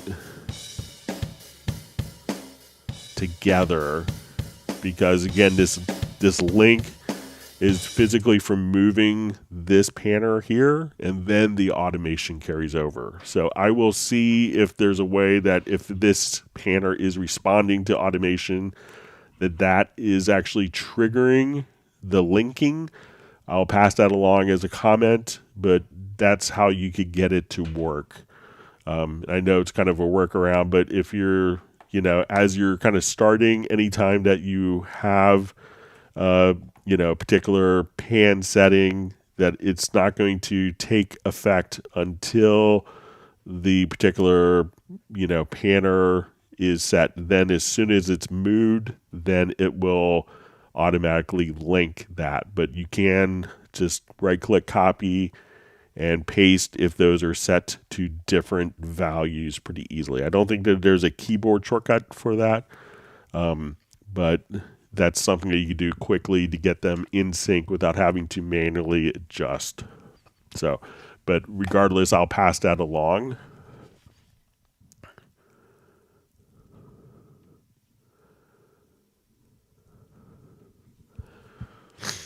All right. So we see, hi there. I'm Enrico from Italy. I would like to understand if it is possible to map my controller to parameters from different VST instruments or effects. For example, I would like to map the dry wet of different effects on the inserts and bring them in and out with my controller. Okay. So let's say, we'll go back to this track.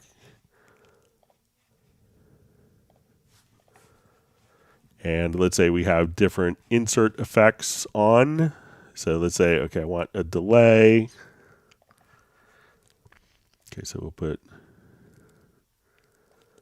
quarter note delay. Let's put kind of maybe a flanger.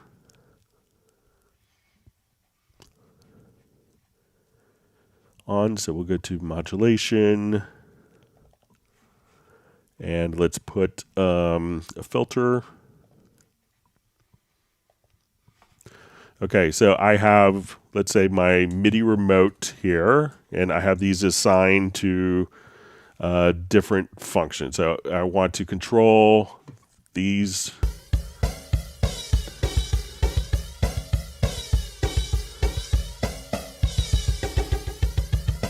So I want to assign different functions of these filters. So let's say to these particular parameters. So I'm going to say, let's right click on a parameter, pick up for MIDI remote mapping. I'm going to move my particular fader. So I'm going to go back to my choice os controller and let's map. So I'm moving that fader. And as we do that, I'm going to click apply mapping. This, I want to have the mix parameter on fader 2. So I'm going to right click on it, do MIDI remote mapping, okay, and then click apply. And on this, I want to do the delay time on fader 3. So a pickup for MIDI remote mapping, move the fader, and at this point, we'll just say apply mapping, and let's say I want the mix to be on remote encoder 4. So let's apply the mapping. So now as we play, I'm going to control my filter with slider 1. Fader 2 is the mix of the delay. I could adjust my flanger time and my percentage of the flanger. So I could take, and these could be on different tracks even. So I could just take anything and remap those parameters to whatever controllers I want. So once again, just kind of right click, pick up for remote mapping, and then just assign away. All right, next question. All right, so we have, is there a quick way to import your own loops and index them fast enough into with all info intact? So if all of their information is, if it has the metadata for tempo and maybe root key, stuff like that, to import like your whole loops on a particular library is just going into Media Bay. And then you could go to My Computer, go to the particular folder that you want. So say, okay, I want to go to users, to here. Let's go to projects. So at this point, you could just say, okay, I want to go to documents. And let's go to projects. So wherever you have your particular folders set to. So I just made a folder here today. So I'm going to go to Wavelab, audio files, and I want to go to delete. And then all I have to do is make sure, one, that this folder is set to be scanned. And then all I have to do is, and if it doesn't see it, so here's the particular, like the regions that we had selected earlier. And then all you have to do if it doesn't show up is just to rescan the disk. And then, whatever metadata is in those files will automatically be populated into Media Bay. All right, see if there's any other questions. I think that might be the last one. All right, let's go back to our live questions. Thanks for mailing in the questions. Again, you can always send questions into clubcubase@steinberg.de. Let me just jump back to our live questions.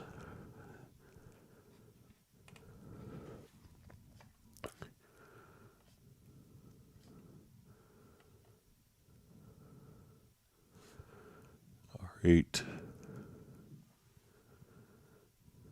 All right, so we see Jazz Dude mentioning that there's going to be the time change in Central Europe, so that's great. So we'll all be on sync again.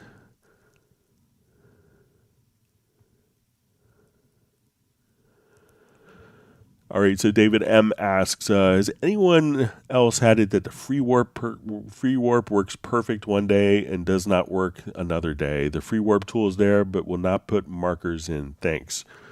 So a lot of times, depending on the level of zoom, David, so let's say if I'm here and I'm in my free warp tool, I can say, okay, put markers in and nothing is happening. So you might have to zoom in to a greater detail. So now that we come over here, if we zoom out, we see at a certain point, the markers, it would just look like a bunch of yellow lines. So, but we don't see any markers here. But as we zoom in, we can see that the markers become visible. So they may be hidden depending on your level of horizontal zoom. So give that a try and let me know if that helps, David. It happened to me as well. So.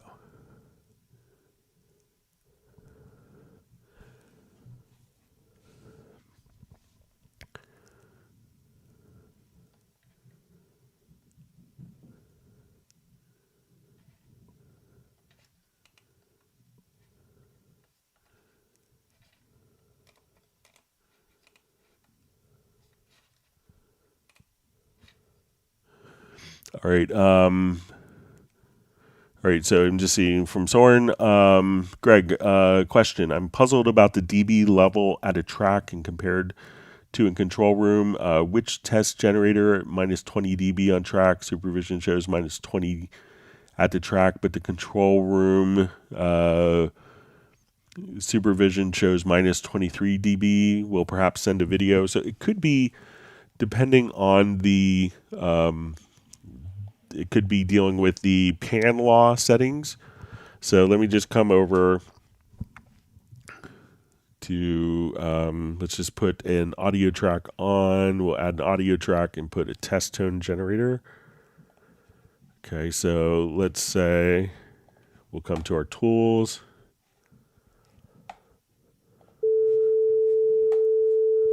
All right, so I'll put this to 0 dB. Sorry, let me just...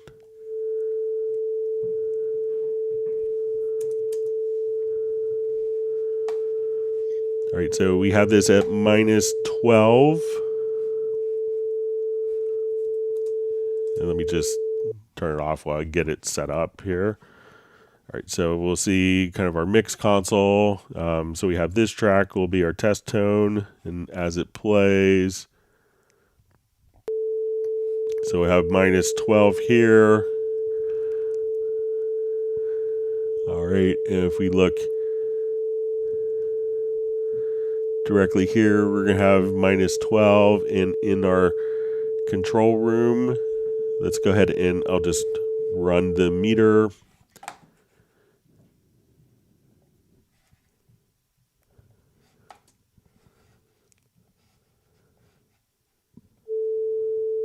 So we see minus 12 everywhere. So we can see minus 12 here on the channel.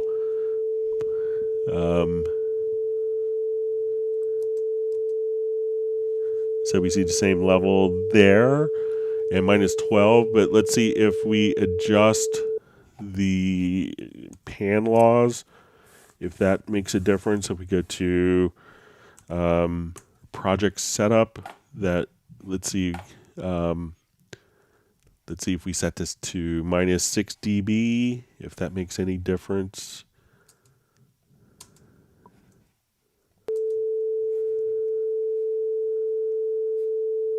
So still kind of the same. So just doing kind of an oscillator like that, it looks like it's the same levels here, Soren. So let me know if I'm doing something differently than you are, but that all looks like it makes sense. And make sure that your control room is at 0 dB and that your master fader is at 0.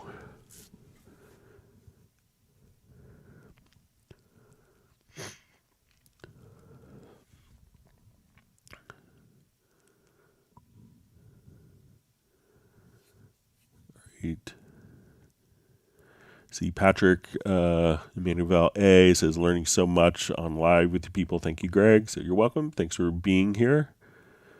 So we see Ziggy Edison just asked, where do I find the Zoom meeting details? If you want to email me at clubcubase@steinberg.de, I'm happy to send an invitation. We usually post it on the live stream that day, just so we don't get a bunch of people Zoom bombing and stuff like that. So, but I'm happy to share it with you earlier. So send me an email to clubcubase@steinberg.de. All right.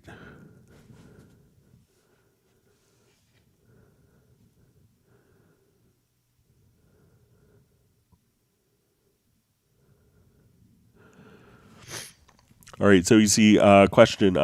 When choosing, say, a snare, how do I place it exactly where I want it on the grid, not allowing me to put it exactly where I desire on the grid? Okay, so it could be based on the snap value. So let me just come over and we'll show you. So let's say if I have my grid value set, so we could turn the letter J on and off to do snap. So if I come... right now we have our grid is set to, let's say, a quarter note. So we could say, okay, grid here is set to bar. So now I can only place the event at the bar. I could only place the event on the beat, or we could have it based on a quantized level. So as we do this, we can say 16th notes. Now, if we're zoomed in, there's a fourth option called adopt to zoom. So if I'm really zoomed in, this way I could have smaller intervals of my snap. So I could just say, okay, we're going to snap to like 32nd or 64th notes, depending on our level of zoom. But as we zoom out, it'll just kind of go to eighth notes. We zoom out again. Now it's quarter notes. We zoom out. Now it's only going to be half notes. So it could really depend. Now, if you wanted to place it freely, like to say, okay, I want it to be just a little bit ahead of the beat or a little bit behind the beat, try hitting the letter J, and then you could freely move different elements around. So that's all you have to do. Now, then you could place the snare hit freely. But, with the J turned on, it's actually going to just kind of snap to the grid. Now, we could also have, once you have that set, we could choose to do grid relative. So now as I move it, and I was a little behind the beat there, as I move events, it'll now just move directly, but still off the beat a little bit. So let me know if that's helpful.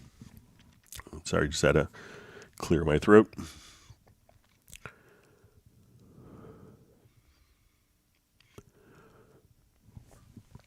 Hang on, let me just cough real quick.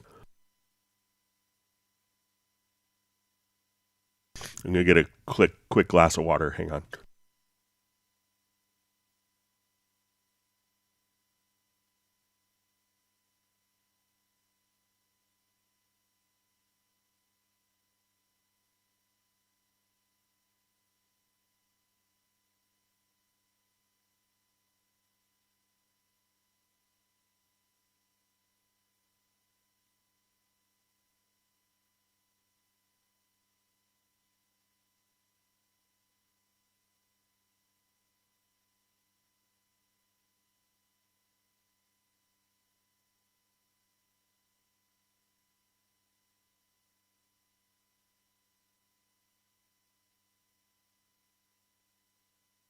All right, sorry about that.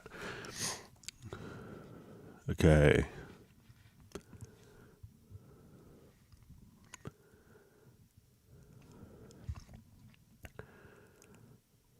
All right, reading through comments. Thanks for all the great questions.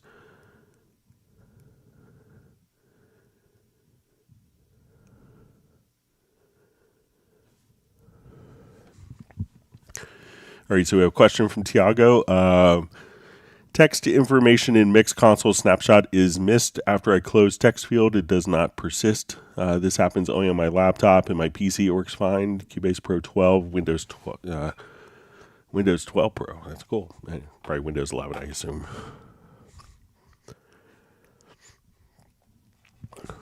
All right.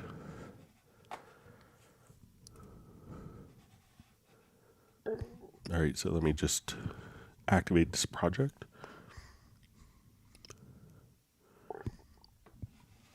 All right, so let's come over here. Let's take some snapshots. Okay, so we'll give it a name.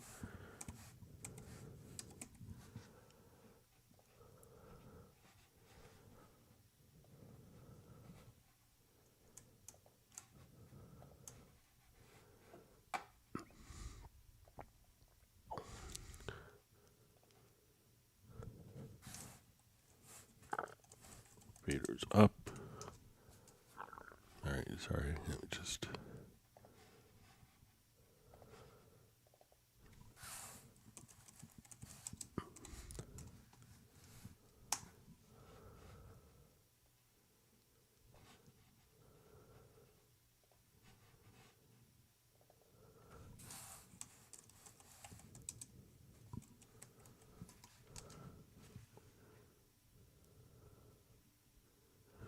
Okay, so we see after you close a text field, so say if we come here, So it looks like they're still available to see. So then say we go to an editor. Let's go back.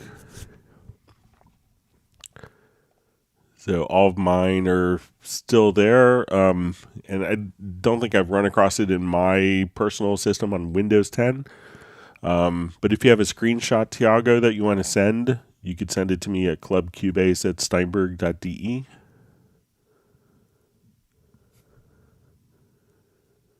All right, so we see Jazz Dude did this, probably the same thing with the test tone generator for Soren's question and got the same result I did.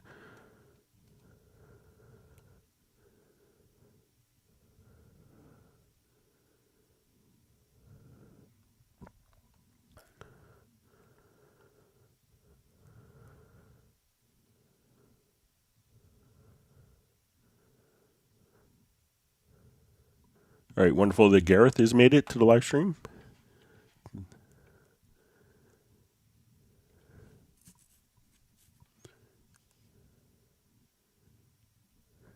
See, Jazz Dude says he can't deal with out of tune. Bothers me too.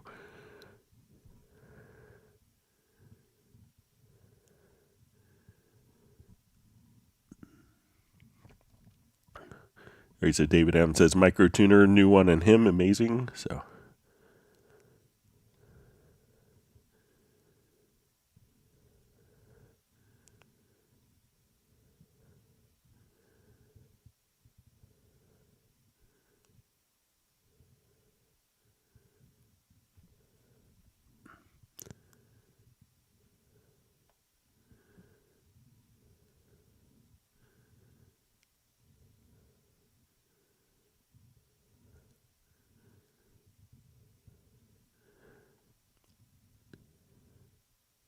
All right, so you see one person's having a fuzzy video in a live stream. So sometimes just refreshing the web browser can clear that up, or it could be just the quality could really depend on your internet's bandwidth and speed.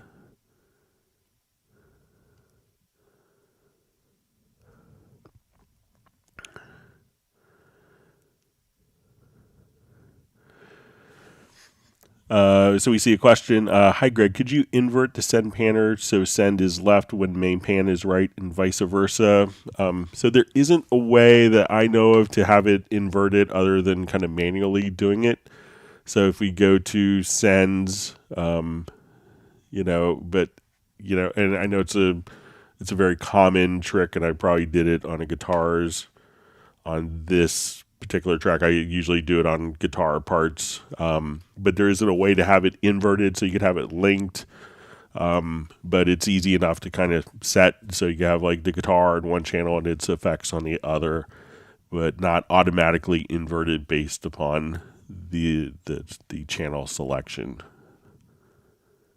All right, Sable Winters wants people to hit the thumbs up if not already.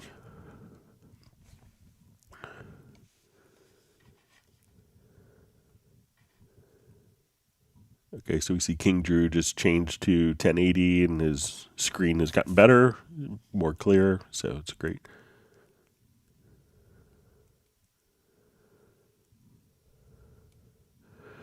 All right, so Solid Gold Entertainment asks, could you talk about reverb? What would be best to load an effects send channel, and put the same reverb across my mix, or use individual inserts and add different styles of reverb for each instrument and or vocal, and what to watch out for? I generally, and this may be just from my age of when I came up doing recording, I like to have, one main reverb spread across that so that all my tracks sound cohesive. So it sounds like they're in the same room. And sometimes you may add like maybe a different reverb for a guitar solo or saxophone solo, or sometimes, changing the reverb during the chorus on a lead vocal. But generally I would always, where I see a lot of people run into problems with CPU overloads and their mixes kind of fighting themselves is when they have 15 different types of reverbs on a particular project. So I would say that if you're going to put a dedicated reverb on something, make sure that it really stands out and it's worth it to do it in your mix. But otherwise, I would have one reverb and have varying amounts so that you have kind of a consistent ambience throughout your mix. I think that would work out better for the most part.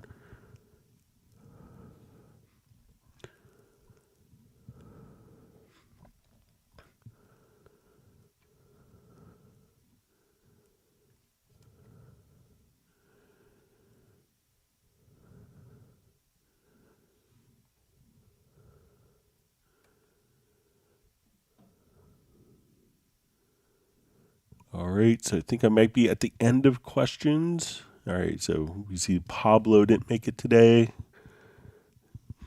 I told Pablo in the last live stream, everyone's always happy when he makes it. So, but we'll see if there's any more quick questions that sneak in. All right, let's see, got some more. All right, so we got just a couple more minutes left. We can wrap up just a couple more minutes. I think we have about 4 minutes or about 3 minutes left. We'll see. We have 126 likes. Thanks for mentioning that, Jazz Dude. Thank you so much.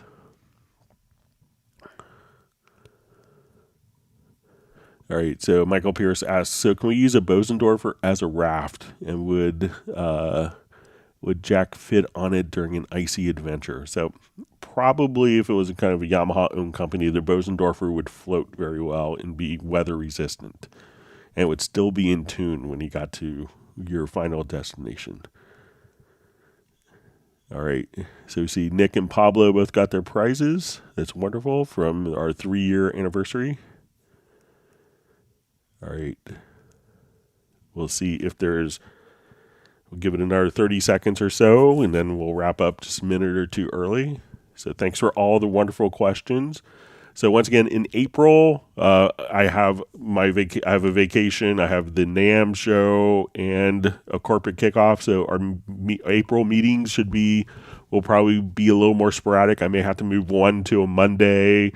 So I'm going to try to do one maybe while I'm at my corporate kickoff in the hotel room if I have time. So, but just kind of keep up to date. So the first week in April, I will be on holiday. So it would probably, and I think the week after that will maybe a Monday meeting because I had to fly on Tuesday. So I just want to give everyone a heads up, and then we should be back to normal in May.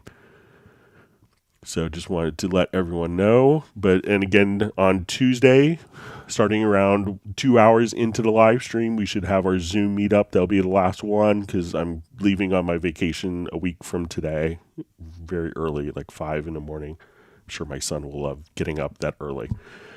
But I guess we'll go ahead and wrap up. I want to thank everyone for all the wonderful questions. Thanks everyone for the wonderful community that we've created and spending your evening, afternoon, morning being a part of the live stream. If you have questions, just please send them into clubcubase@steinberg.de. And we look forward to seeing everyone on Tuesday and meeting lots of new faces on the Zoom meetup starting 2 hours in. So everyone have a wonderful weekend. Please stay safe and healthy.